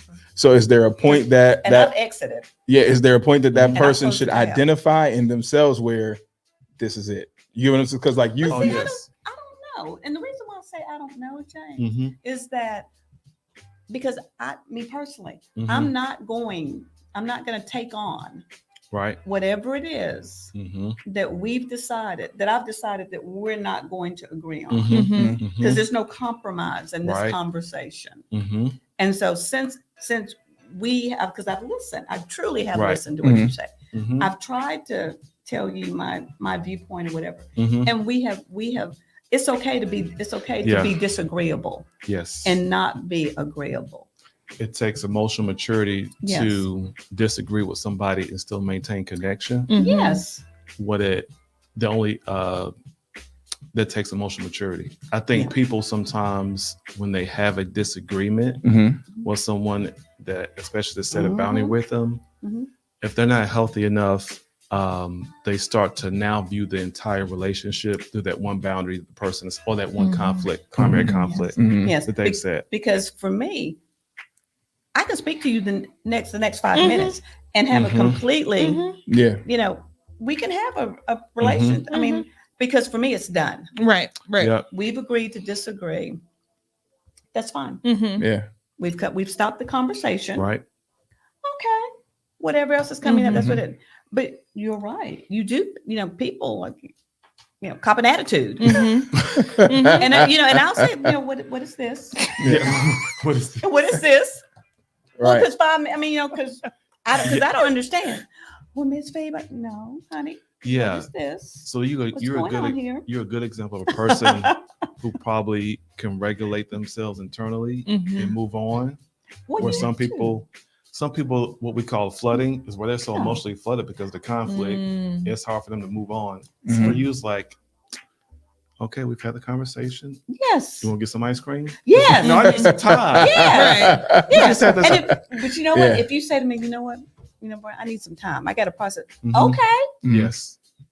Come on back. Tell me when we can have a conversation. I'm cool. So I got a you're question cool. for both of you. Uh-huh. When you said this word, because there are people who are throwing this term around on social media and you just used it, but you actually y'all both have the ability to explain it. When you speak about emotional maturity, Yes. what is it? What does it look like in relationship, be it in a relationship, intimate relationship, or even with like friendships and things? Yes. What does that look like? Because people are just using like, oh, you're not emotionally mature. And it's like, wait, do you even know what you're talking about? Right. No. Look, these are some of the things I like to point out, characteristics of people that are emotionally healthy or emotionally mature. One, we're boundaries. They know how to protect and set boundaries. They're good at vulnerability, so they have no problem with self-disclosure, sharing their emotions. They know where they end and the other person begins, so they have a good sense of, big word, individualization, which is pretty much they're clear on who they are. All right. And they don't have a problem if someone shows up in their own skin being who they are. They're not intimidated by that. They know how to foster connection. They know how to resolve conflict. And that can be a layered one where I just break down is that these people listen well. They don't listen to talk. They listen to understand. What you say? I said, thank God. I have to teach that to my staff. I'm like, listen, hear me. Yes. First. Yes. Emotionally mature people, they're curious. So they're all about seeking understanding before responding. They take time to manage their own self-care. So they don't put the onus of their physical and emotional well-being on the other person.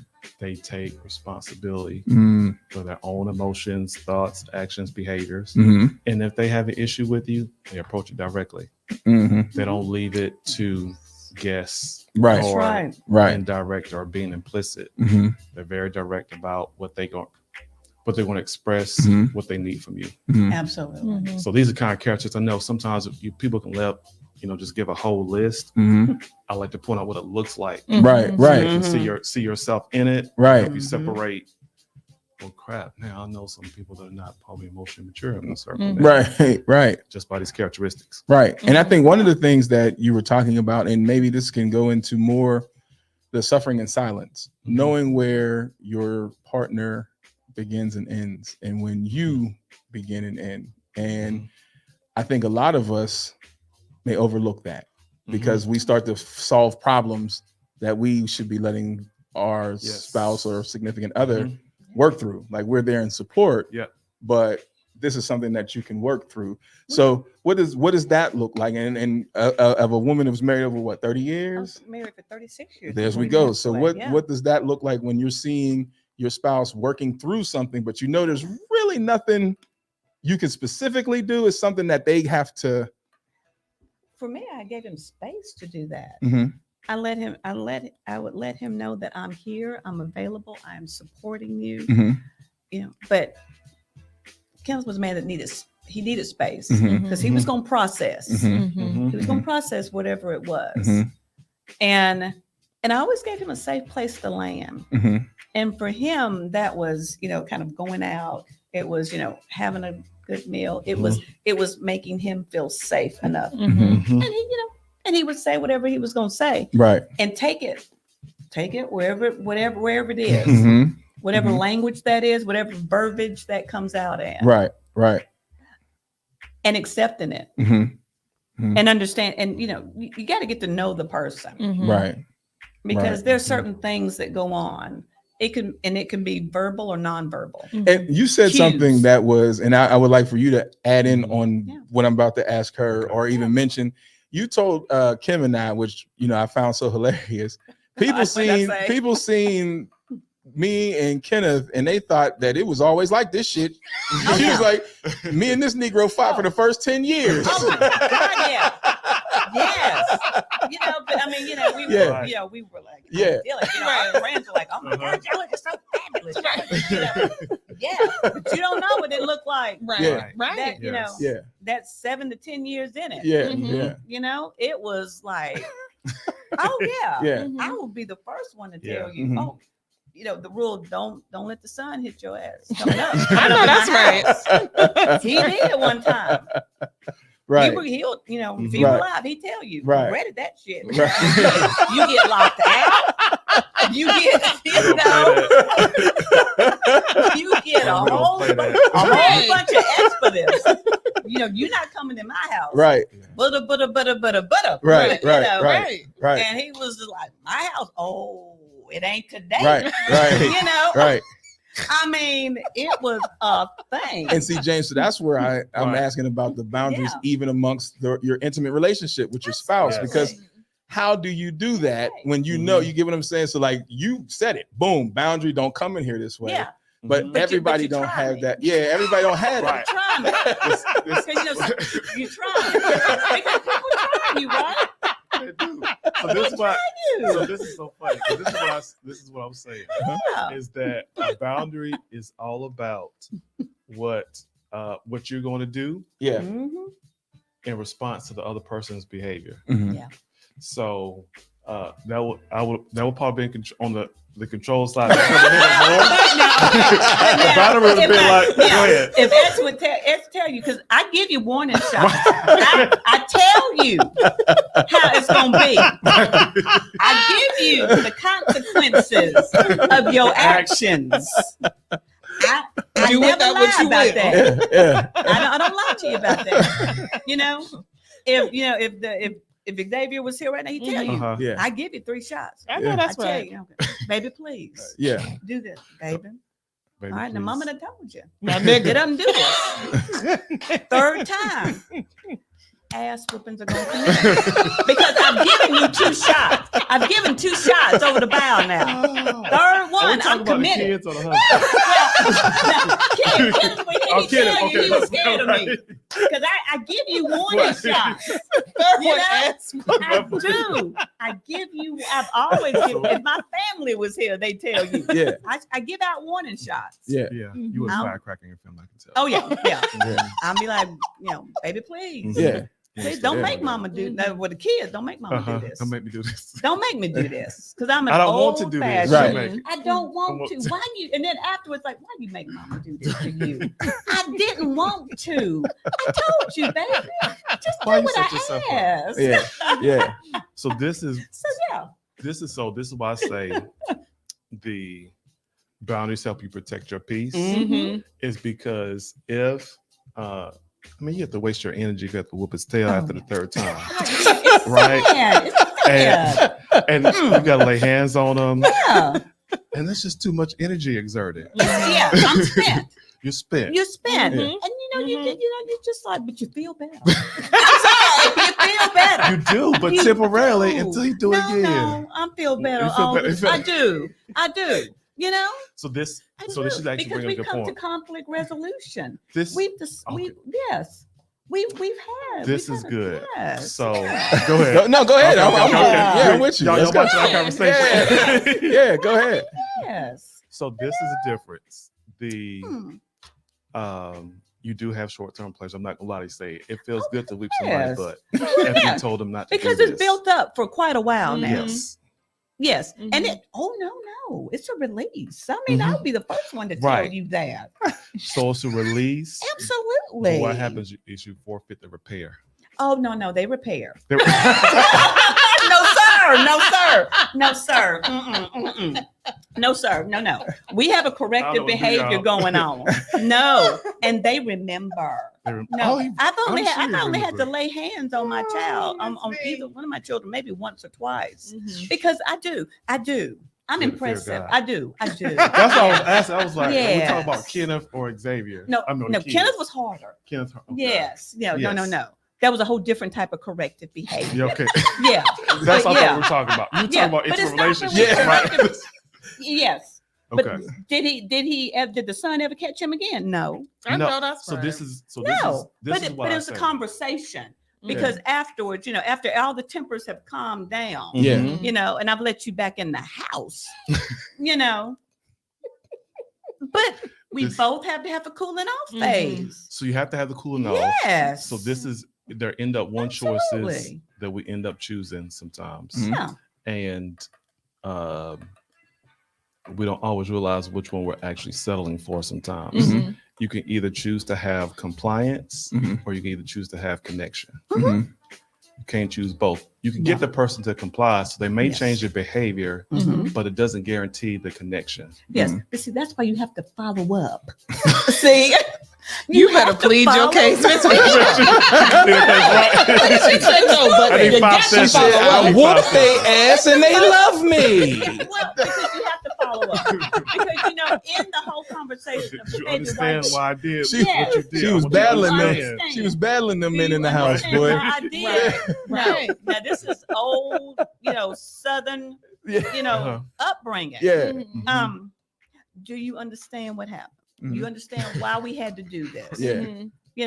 And it's not only a corrective behavior, but it's explaining why this is dangerous to you, or why this is Dangerous not to them the or social. to you or to them. Well, to both of us, to both of us, so that you can function in society. Because I think I partly there's buy it. norms. Well, because there's Possibly. norms, there's social norms. Right. There's things that you can do and that you can't do, and there's laws and there's construct, and this is how you survive, and this is how you navigate through a society. Period. And these type of, when you start going outside, I mean, you can pay consequences for going outside social norms. Right. But understand. But I don't, I do. I feel as long as you're not hurting self, others, children, or animals, I feel that you can explore. You can explore your environment. But so you got I'm a social safeguard. norms, and then you got Miss Vicky norms. No, I don't think so. I think sometimes they're one and the same. So now let me ask you a question. Yes. Now let's say And we're talking a about man came to you men. and We said, didn't start a whole relationship talk show too. Yeah. "We sure can." I know. Because we my have to follow up on my that. question would be like, let's say She gonna a bring man the came to you and said, "My wife locked me out," and Let's don't do that. then now, but it may come up in a session, right? Physical? No, lock me out, not knock me out. Oh, you said knock me out. I'm like, no, know we what do she- not. you know what she We is. do not Yeah. agree. Right. We don't do that now. No, she locked me No, out. there's boundaries. Yeah, here. no, she out. locked Yes, me out. lockdown. Yeah, Locked she out. locked I'm me sorry, out. Now, so baby. he's sitting with you, and he's like, Okay, "My baby. woman locked me out. Mm-hmm. How do I approach this?" Because She's pissed. Yeah, like Yeah. now he's livid. Like this is something maybe in his realm. This was like A trigger. yeah, like yo, this is out of pocket right here, and now I got to go back and deal with this firecracker. What would be the suggestion? Because one, she has her stance, And her stance is legitimate. Don't Yeah. do this. And I don't like this. And then now his response may not complement that. So how would you suggest him coming back after he violated the stance? Yeah, but now to his defense, because he can't defend himself. To his defense, he fell asleep on one of our good friends' couches and woke up and. But that's even a good point to for you to answer, because it's like it was a mistake, but it she's really pissed. was. Yeah. So How do I rectify this with her? You know, because not all men have the ability. Yeah, because he had to calm down. I had to calm down. He had to calm down. You know, and we had to work that out, and then I had to listen. I had to listen, and he had to listen, and so it was an honest mistake. I mean, you know, bless his heart, it was something. What escalated it? Well, let me answer your question. So one of my favorite proverbs: "Gentle answers turn away wrath; harsh words stir up anger." So in that scenario, I would have recommended, hey, you take accountability for what you did. You start with that first. You lean on that first. I apologize for doing ... I was really hurt that you locked me out. Yeah. When you don't first validate and get it's interesting. You think about when you listen to somebody, it's not that you're willing to not forgive them or let them off the hook. You're looking for some level of accountability. Like, do they understand why I was mad in the first place? Right. And you accepting and acknowledging that validates, the person understands. And then you say, hey, man, I was really hurt that you did this, because we've never done this in our relationship. And I would appreciate if you don't do that. Now, what she says after that is going to determine everything going forward. Is she going to accept your apology and say, you know what, I'm sorry. You shouldn't doubt in the first place. Don't come up here and apologize. That's going to cause a wound right there. Yeah, you don't do that. Right? No, you don't. So that'd be the answer to my question. And then I was going to ask you about escalating. What do you felt like escalated? It didn't escalate. It was very simple, because I don't escalate. I don't do that. I am a person that I set boundaries. I'm like, okay, you know, this is the rule. And Kenneth and I had deal breakers. That's what I'm saying. So the rule, the boundary is what you can do within your own person in response to what they are doing. Yeah. And that was response. But it wasn't an escalation in that it was, for me, it was a consequence of that behavior. I mean, you just get locked out. I mean, I'm gonna go about my day. Yeah. I mean, I do. I'm going about my day. You know, he was the one pissy. I mean, I'm like, you set the rule. I absolutely did. And he agreed to the rule. He just fell asleep on somebody's couch. That was his bad. It was his bad. And that's what he said. Yeah. You know, after several hours, because I went to work. And I mean, I was going to work, and I did my day. He's the one that did not complete his day until I got, you know, but it gave us both time to, because I compartmentalize. I always have. Yeah. I compartmentalize. And for me, just like, I don't know about most people, but I do. And because I have to. It's the nature of the profession. It's the nature of who I am. And so I will. I compartmentalize things. And then that time that I've got to deal with whatever it is, then I bring that folder up, I open it up, and then I deal with whatever it is. But his piece will disturb the whole day, I bet you. Yeah. I mean, because I'm not gonna, you know, you're not gonna mess up you ain't gonna mess up my whole day. We're not doing that. Because that's just the way I'm built. And I'm not, you know, do I have a temper? Of course I do. Of course I do. I cannot see that in this video. I do. It happens, and then I'm over, and then I'm done. I'm gonna have to take some minutes. Right. You know, but I say that I'm like, you want to give me some time. Right. Give me a minute. So let me then, collect myself. let me ask you this. So then, while you're, I don't think. No. Wow. I don't think they do. While you're in your restorative state and you're working to protect it, Yeah. but you acknowledge, but you may notice that your partner is not necessarily moving with it.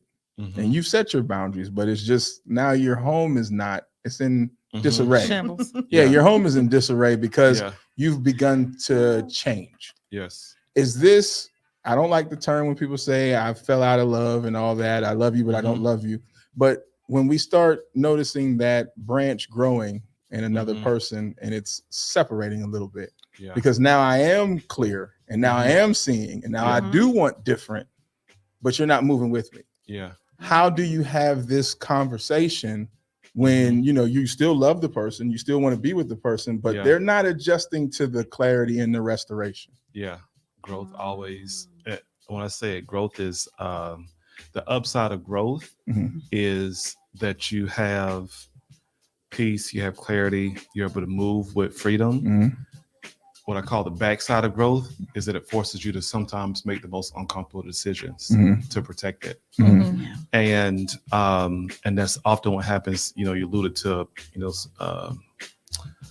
people falling out of love. Sometimes I think people outgrow a version of a person that their partner connected with initially.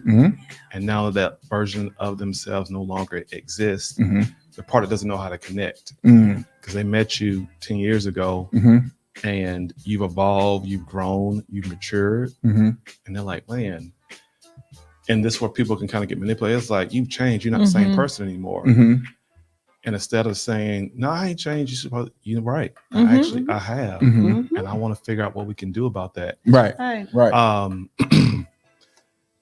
If people are not evolving and not changing, it's like they're still connected to the same version of themselves. And that's okay. Some people, to the point earlier, some people, they're comfortable with where they're at. And it's not I'm not making an accusation about, hey, you should get on with your life. But it's just a statement of reality. Some people are growing at the pace that they're comfortable with. And for some people, they are actually, they actually don't want to outgrow their partner because we all know, like, sometimes if you outgrow your partner, it's going to force you to make a decision. So it's like, I'm just going to stay here because growth would be too painful. It's going to cost me too much. If we're talking about marriage, you definitely want to seek a third party to work through that. If you're dating, you have a little more flexibility on making that decision, giving that person time, trying to get clarity. Because I think most oftentimes people are not unwilling to change if you share with them where you're at in your process. But if they feel like your growth is, and the way that you're approaching them is coming from a place of moral superiority, judgment, it's going to be hard for them to receive. And especially, and sometimes, get this, you can't control it, because if their lens is they're always viewing themselves through a lens of, I'm not perfect, I'm not enough. No matter what you say, it's going to be filtered through that lens. And you got to be able to know, like, man, okay, because clear as day, you could be saying, you know what, I want to become a better version of myself. And when you hear somebody say in response to that, well, where does that put me? That's really not the response. I just said, hey, I want to be better. Where do I fit into that? Man. That tells you, oh man, they just want to stay connected to this version of myself that I have at this moment, not the one that I'm really striving to be. But don't you think that includes? I'm sorry. No, I was going to say. So when someone says something like that, what would be the appropriate response? Like, would you recommend them say something like, "Tell me what that looks like," or "How can I support you in that?" Absolutely. There are two questions. One is, and I usually tell them, "I'm not sure what that means for you. I hope you would want to grow with me, but I know that's a decision that you're going to have to make. Right. Are you open to exploring what it looks like for us to grow together?" Okay. There's, at the front, this document. I often say, man, half of the time, it's just that we don't have good resources Mhm. and good accessible language for these conversations. We know we want to create connection, but we don't always have that accessible language and resources to give us that question to get inside someone's heart. As I say, the quality of your questions determines the quality of your life. And that's really the role that I play as a therapist, is I spend a lot of my time really trying to collect high quality questions, because the quality of questions I ask really open up people's own understanding and perception. There's a difference between asking why versus what. Why is a disempowering question? What is more empowering and push in a place of I have some agency? Yeah. So that would be the answer to my question. Yeah. He did it to me. When my brother straight cut me straight down because the process that we were working through is Pittsburgh mentality. And I was telling him that there's a mentality that comes with being from Pittsburgh. And I hate going back because that mentality sticks with you. And he hit me with well, you know that. It doesn't make a difference where you go because Pittsburgh's actually inside of you. I was like, oh, I feel dirty. I do have a question about that. Like, especially while we talk about like closing tabs and things like that. Triggers.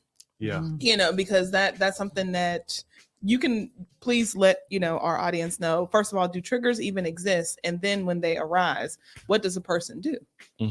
Triggers absolutely exist. I think currently in our culture, people have got like a bad connotation around triggers because it means something, can mean something bad. Oh man, you got triggered.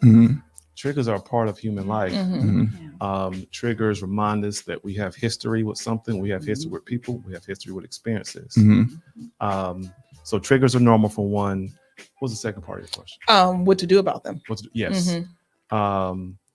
One of the things I always say is you can tell the significance of your trigger by the intensity of what you feel in your body, the energy that you feel. So if people really, it's a very simple thing, just start paying attention to what your body is doing when you're in conversations with people. And which I've started to do. Right. I'm like, why am I hunched like this right now? Like I'm in attack mode. Like, why am I feeling like this? And so if you start paying attention to your body and noticing when your body is tensing up, when your breathing is getting shallow, when you feel like you're getting butterflies, you're getting anxious, you want to start asking yourself, okay, what is here, that's not specific. There are two questions I ask. What am I thinking right now? And what is the meaning that what am I thinking right now? And what is the meaning I'm attaching to what is going on in this moment? Oftentimes those triggers, they always tend to trigger memories. And with memories come narratives. And with narratives, that's where you get your meaning at. And whatever meaning you're attaching to that memory, that's where the work begins. And if that narrative that you have is one that is not empowering, you're going to have a hard time. And I say I love Darius Daniels when he talks about this. It says, we can either live our lives sinking, surviving, or thriving. And so for a lot of us, the narratives that we have, that we've collected, a lot of them we've collected them unconsciously just as a result of our lived experience, right? But a lot of these narratives that we've accumulated are narratives that have helped us to survive, but they haven't actually helped us to thrive. So now I got a question. Can we build boundaries around the wrong feelings? So like, for example, a trigger, and now you build a boundary around this trigger, which actually leaves you trapped, where you're not necessarily working on it or healing from it. It's just a button that whenever pushed, kaboom. Is that a possibility? Yes. Well, that's the thing. That's the difference between the boundary and the wall. The wall is, hey, it's a straight wall, so nothing good or bad is getting out. With the trigger, though, the boundary that you want to put up is like, man, when I'm in this space, what I really need is connection. I really I need to self-soothe. I need some words of affirmation. I don't need the other stuff. And so that's when you're able to communicate to your, just so we're talking about relationships, right? Yes. Hey, when I'm in this moment, this is what I need. It's actually not helpful when you start with a criticism. I'm more open to hearing you and being, I really want to hear you and support you. And actually, I don't wake up thinking like, how can I piss you off? Right. Yeah. That's not how How I am I wake gonna up. make this nigga mad today? Right. Nobody does. Yeah. So literally, I I'm really like, want to piss her off Like- today. Well, yeah. And I hope not. I hope that's not the way you wake up. right. And Because so, if that's the case, you need to take a whole bunch of gummies before you Yes. approach her. Right. Because you need to come down off of that. Right. Exactly. Right. And you need to reevaluate your relationship. Yeah. Hello. So how do you both of you feel about the whole going to sleep angry? Is there anything to that where you're going to sleep angry? I don't believe in going to sleep angry. Me personally. Is there any negative I mean, connotation 'cause- to it? Yeah, I think so. Mhm. I mean, I get, that was, for me, that was one of the rules, is that we don't do this. Mhm. You know, Mhm. I've never Mhm. believed that, and I always believed that. Mhm. For me, it was like, we always had to give each other a kiss goodnight. Mhm. I mean, Mhm. because you had to, you had to resolve it because we're not, Mhm. and I think that was more kind of, it's like, Mhm. we're not going to bed mad now. Mm-hmm. I don't care if we have to stay up all night. Right. We got to figure this Figured it out. out. Right. Yeah. We got to figure Mhm. this out. Mhm. But we're not doing that. So we're not laying our head on the pillow Mhm. without Mhm. giving each other a kiss and Yeah. and working it out. Right. But that was just communication. Mhm. I'm a huge advocate for that. Mhm. And And if you're in a relationship with somebody, I don't care if it hurts. Right. You gotta talk to them. And it's funny because I've That's actually what heard they are. that from a woman that I work with, and I thought it was so admirable what she said when she said, "Me and my husband." And she was like, "When it comes to marriage, it's one of those things where one person cannot wake up wanting the divorce. You have to want to fight for it." No, You know? and that's the thing is that when we got married, we had what we call deal breakers. Mhm. And there were certain things that boundaries we weren't going to cross with each other. We're not going to call each other out of our name. Mhm. We're not, these are just things we're not going to do because Right. you say things and you can't take them back. There you go. Mhm. I'm a true believer in that. Mhm. You just Yeah. can't take things back. Mhm. Because I don't care how much you say you're sorry. Right. You just can't do it. Mm-mm. And so there's just certain things that were deal breakers. Mhm. And one of those deal breakers was that, you're my best friend. Mhm. And because you're my best friend, he would say, short of breaking these deal breakers, we're not getting a divorce. Mhm. It's different if I do one of these deal breakers or you do one of these deal breakers, Mhm. then, and even as we got older, it was like, oh no, we might, that may be a little flexible on them deal Mhm. breakers. Mhm. Because as long as you're not putting hands on each other, as long as Mhm. you're not physical, Yeah. as long as that we are not, as they say, falling out of love with each Mhm. other. Because when you do that, then you start saying things, you start acting ways that are, I believe, disrespectful Right. to yourself and to that person. Mhm. And that's unnecessary. Mhm. There's no reason for you to do that to somebody. So what's your advice on the That's what I feel the about sleep, that. the going to sleep angry? I don't think you should. What I think some people don't realize that they've even went to sleep angry Mhm. because they're disconnected from their body. They know they are. There are people who are comfortable with anger Mhm. in their intensity, Mhm. and there's some people who don't like feeling anger because of the emotional space it puts them in. Mhm. So they tend to disconnect from it, Mhm. and it can make it really hard for them to actually build something healthy. Because when you're disconnected from your anger, you don't really know when your boundaries are being violated. Mhm. So the anger is telling you, anger is your signal that, hey, a boundary or a value of mine has been violated. Mhm. But you've already cut the cord from that, so you don't know. So you don't know. Mhm. So the anger is the, and this, I want to be direct. I hate indirect answers. You can make a decision to because we know if you've been in relationships, there are some issues that you're not going to resolve in one night. It's so layered because it's so deep and it has history behind it. And you can stay up till darn morning and you probably not going to resolve, especially with no third parties, without some level of third party support. But that anger, going to bed angry, I think they can go to bed angry, but what intensity of the anger are you going to bed with? That's my challenge. Is like, if you are going to bed, and I talk about sometimes with couples of two different types of anger. Are you angry at me or are you angry at the situation? Because sometimes we're not necessarily angry with our partner. We're angry that we even have this conflict in the first place. It just feels like the anger is directed towards you. Yeah. But don't you think that with differentiating between those type of angers, that it's progressive and that it's time and it's continuum and it's a space for if you don't set a time to resolve it, absolutely. That's the challenge. It's not necessarily if, hey man, because sometimes you need a timeout, you need rest. I use this acronym, HUNGRY, that stands for HOPE, or it says that typically you don't want to have intense conversations when you're in one of these four moods: hungry, angry, lonely, tired.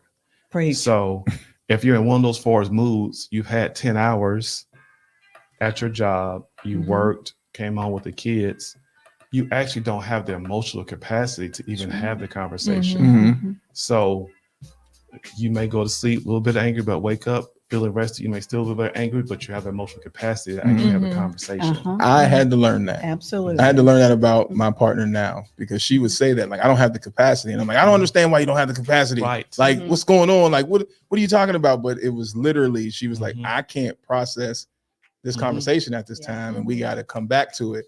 That took a while for me to get as a spouse, because I'm like, what's wrong? Like, but in my mind, I'm at the same place she's at, because I done dealt with a whole bunch of stuff, but I'm just thinking, resolve it and let's move on. And that's not it. We have either the conflict pursuer and the conflict withdrawer. The conflict pursuer, they want to get through it, which is probably you and you want to get through it and have it off your chest before you go to bed. You know what? Just as you, I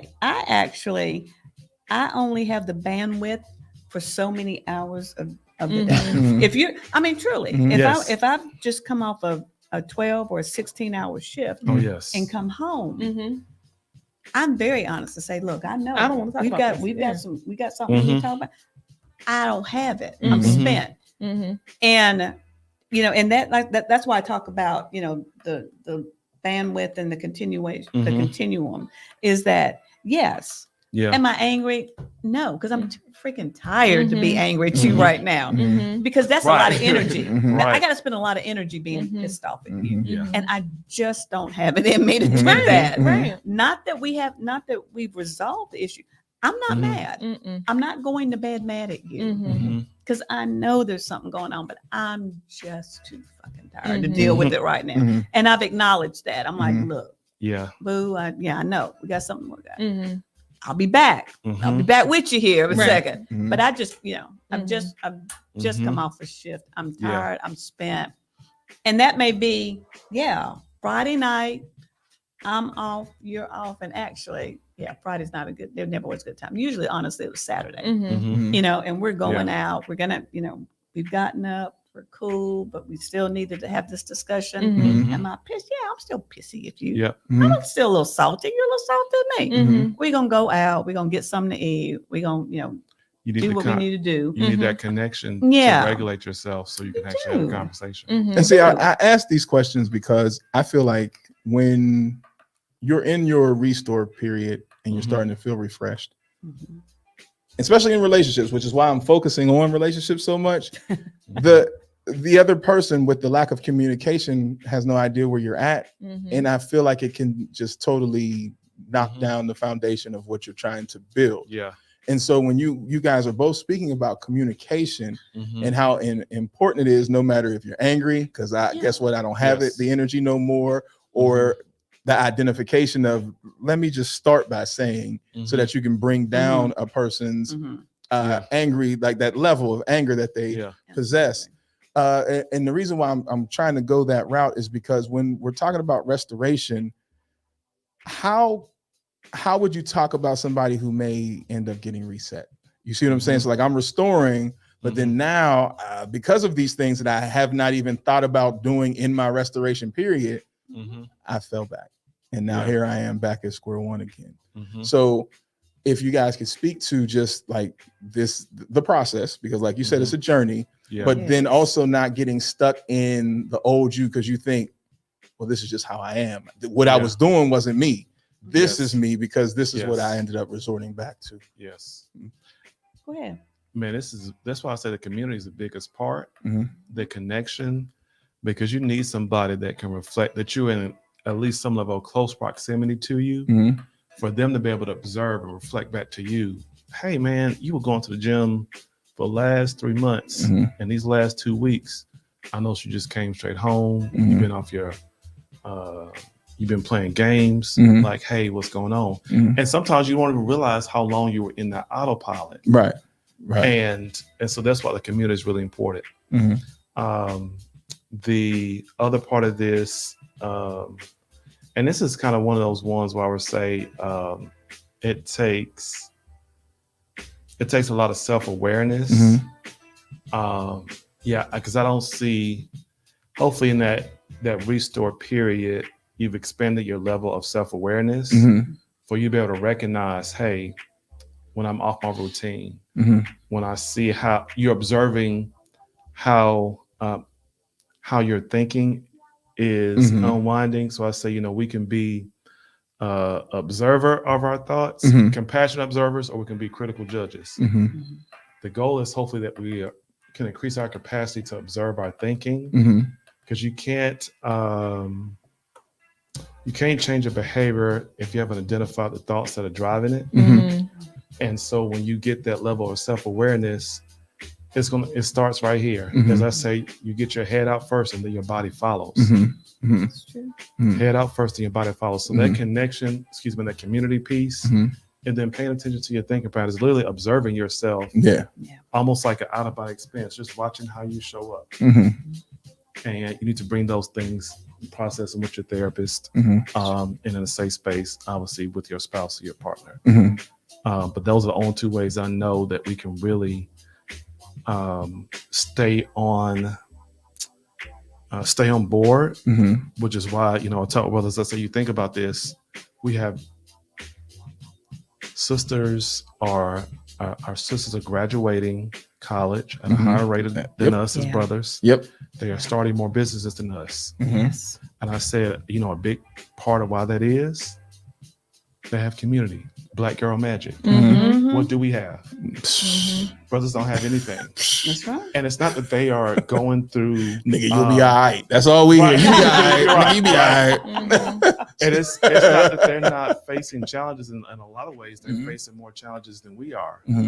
But they're getting through them because they got the community. They got the circle to say, girl, we ain't going to do that. You ain't going back to that Negro. Or you can do this. That's right. Let me help out with your resume. Right. Put a plug in for you. Happened today. That's right. That's right. It's what we got. It did. It happened today. I said, wait a minute, girl, we gotta make this money. Let's go. Oh yeah, you did have to. Yes. Yeah. We got so many different comments. Somebody why. said, I love this. I don't know. They're not all. So some is here and some is there. So your cousin said this is good. And Appreciate you, cuz. And then over here, man, we had so many I wasn't paying attention. I'm sorry. But the last one was, I love this conversation. This is what's needed. So, but this is the goal of trying to create a podcast and a radio show that is the anti-angry podcast, and because it's so much of that. And I am an advocate for balance. Like I tell people all the time, I love hip hop. I loved when Little Kim came out and was free to do her thing, but I also love the balance of people like Raw Digger, who was the exact opposite. She may not be showing as much body in her lyrical so it gave you a choice of, okay, a little bit of this, a little bit of that.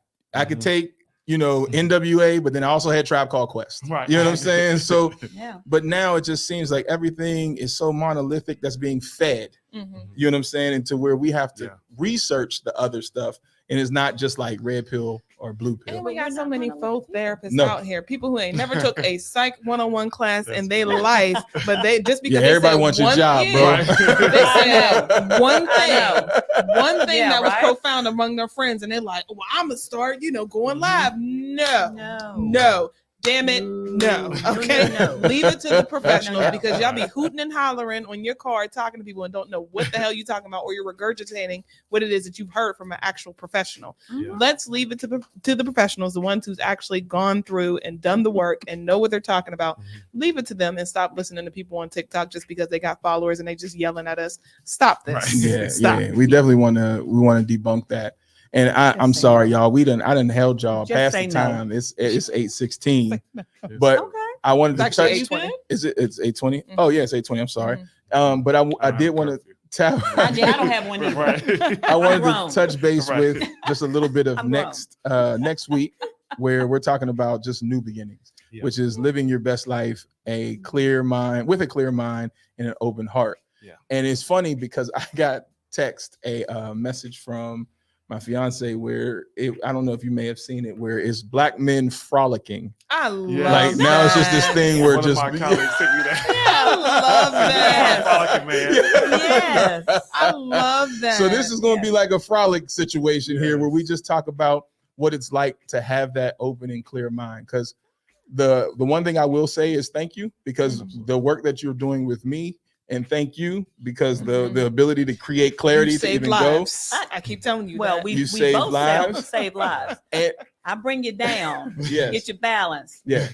Then go holler at So somebody. yeah, Yeah. so you go holler. And Mhm. it has helped me to where now it is a point where it's evident to others. So I was feeling it, but now other people are like, bruh, the nickname, like I told you, is Zen Ken. Mhm. Oh, this is Zen Ken now. I'm like, nah, man, it's just I'm not quick to anger anymore because I'm in that restoration part where I see things a lot different, where it's just like, man, just chill out. And a lot of it comes from because without you, a few days, what you said, I'll talk with him on Monday about that because Yeah. but I'm gonna take this road. he gonna work it out. I'm gonna take this Yeah. road and we're gonna work it out on Monday. Mhm. So I do have the balance of the two Mhm. because like I said, I keep my drops with me to Mhm. sustain me throughout the day. They are on my And desk.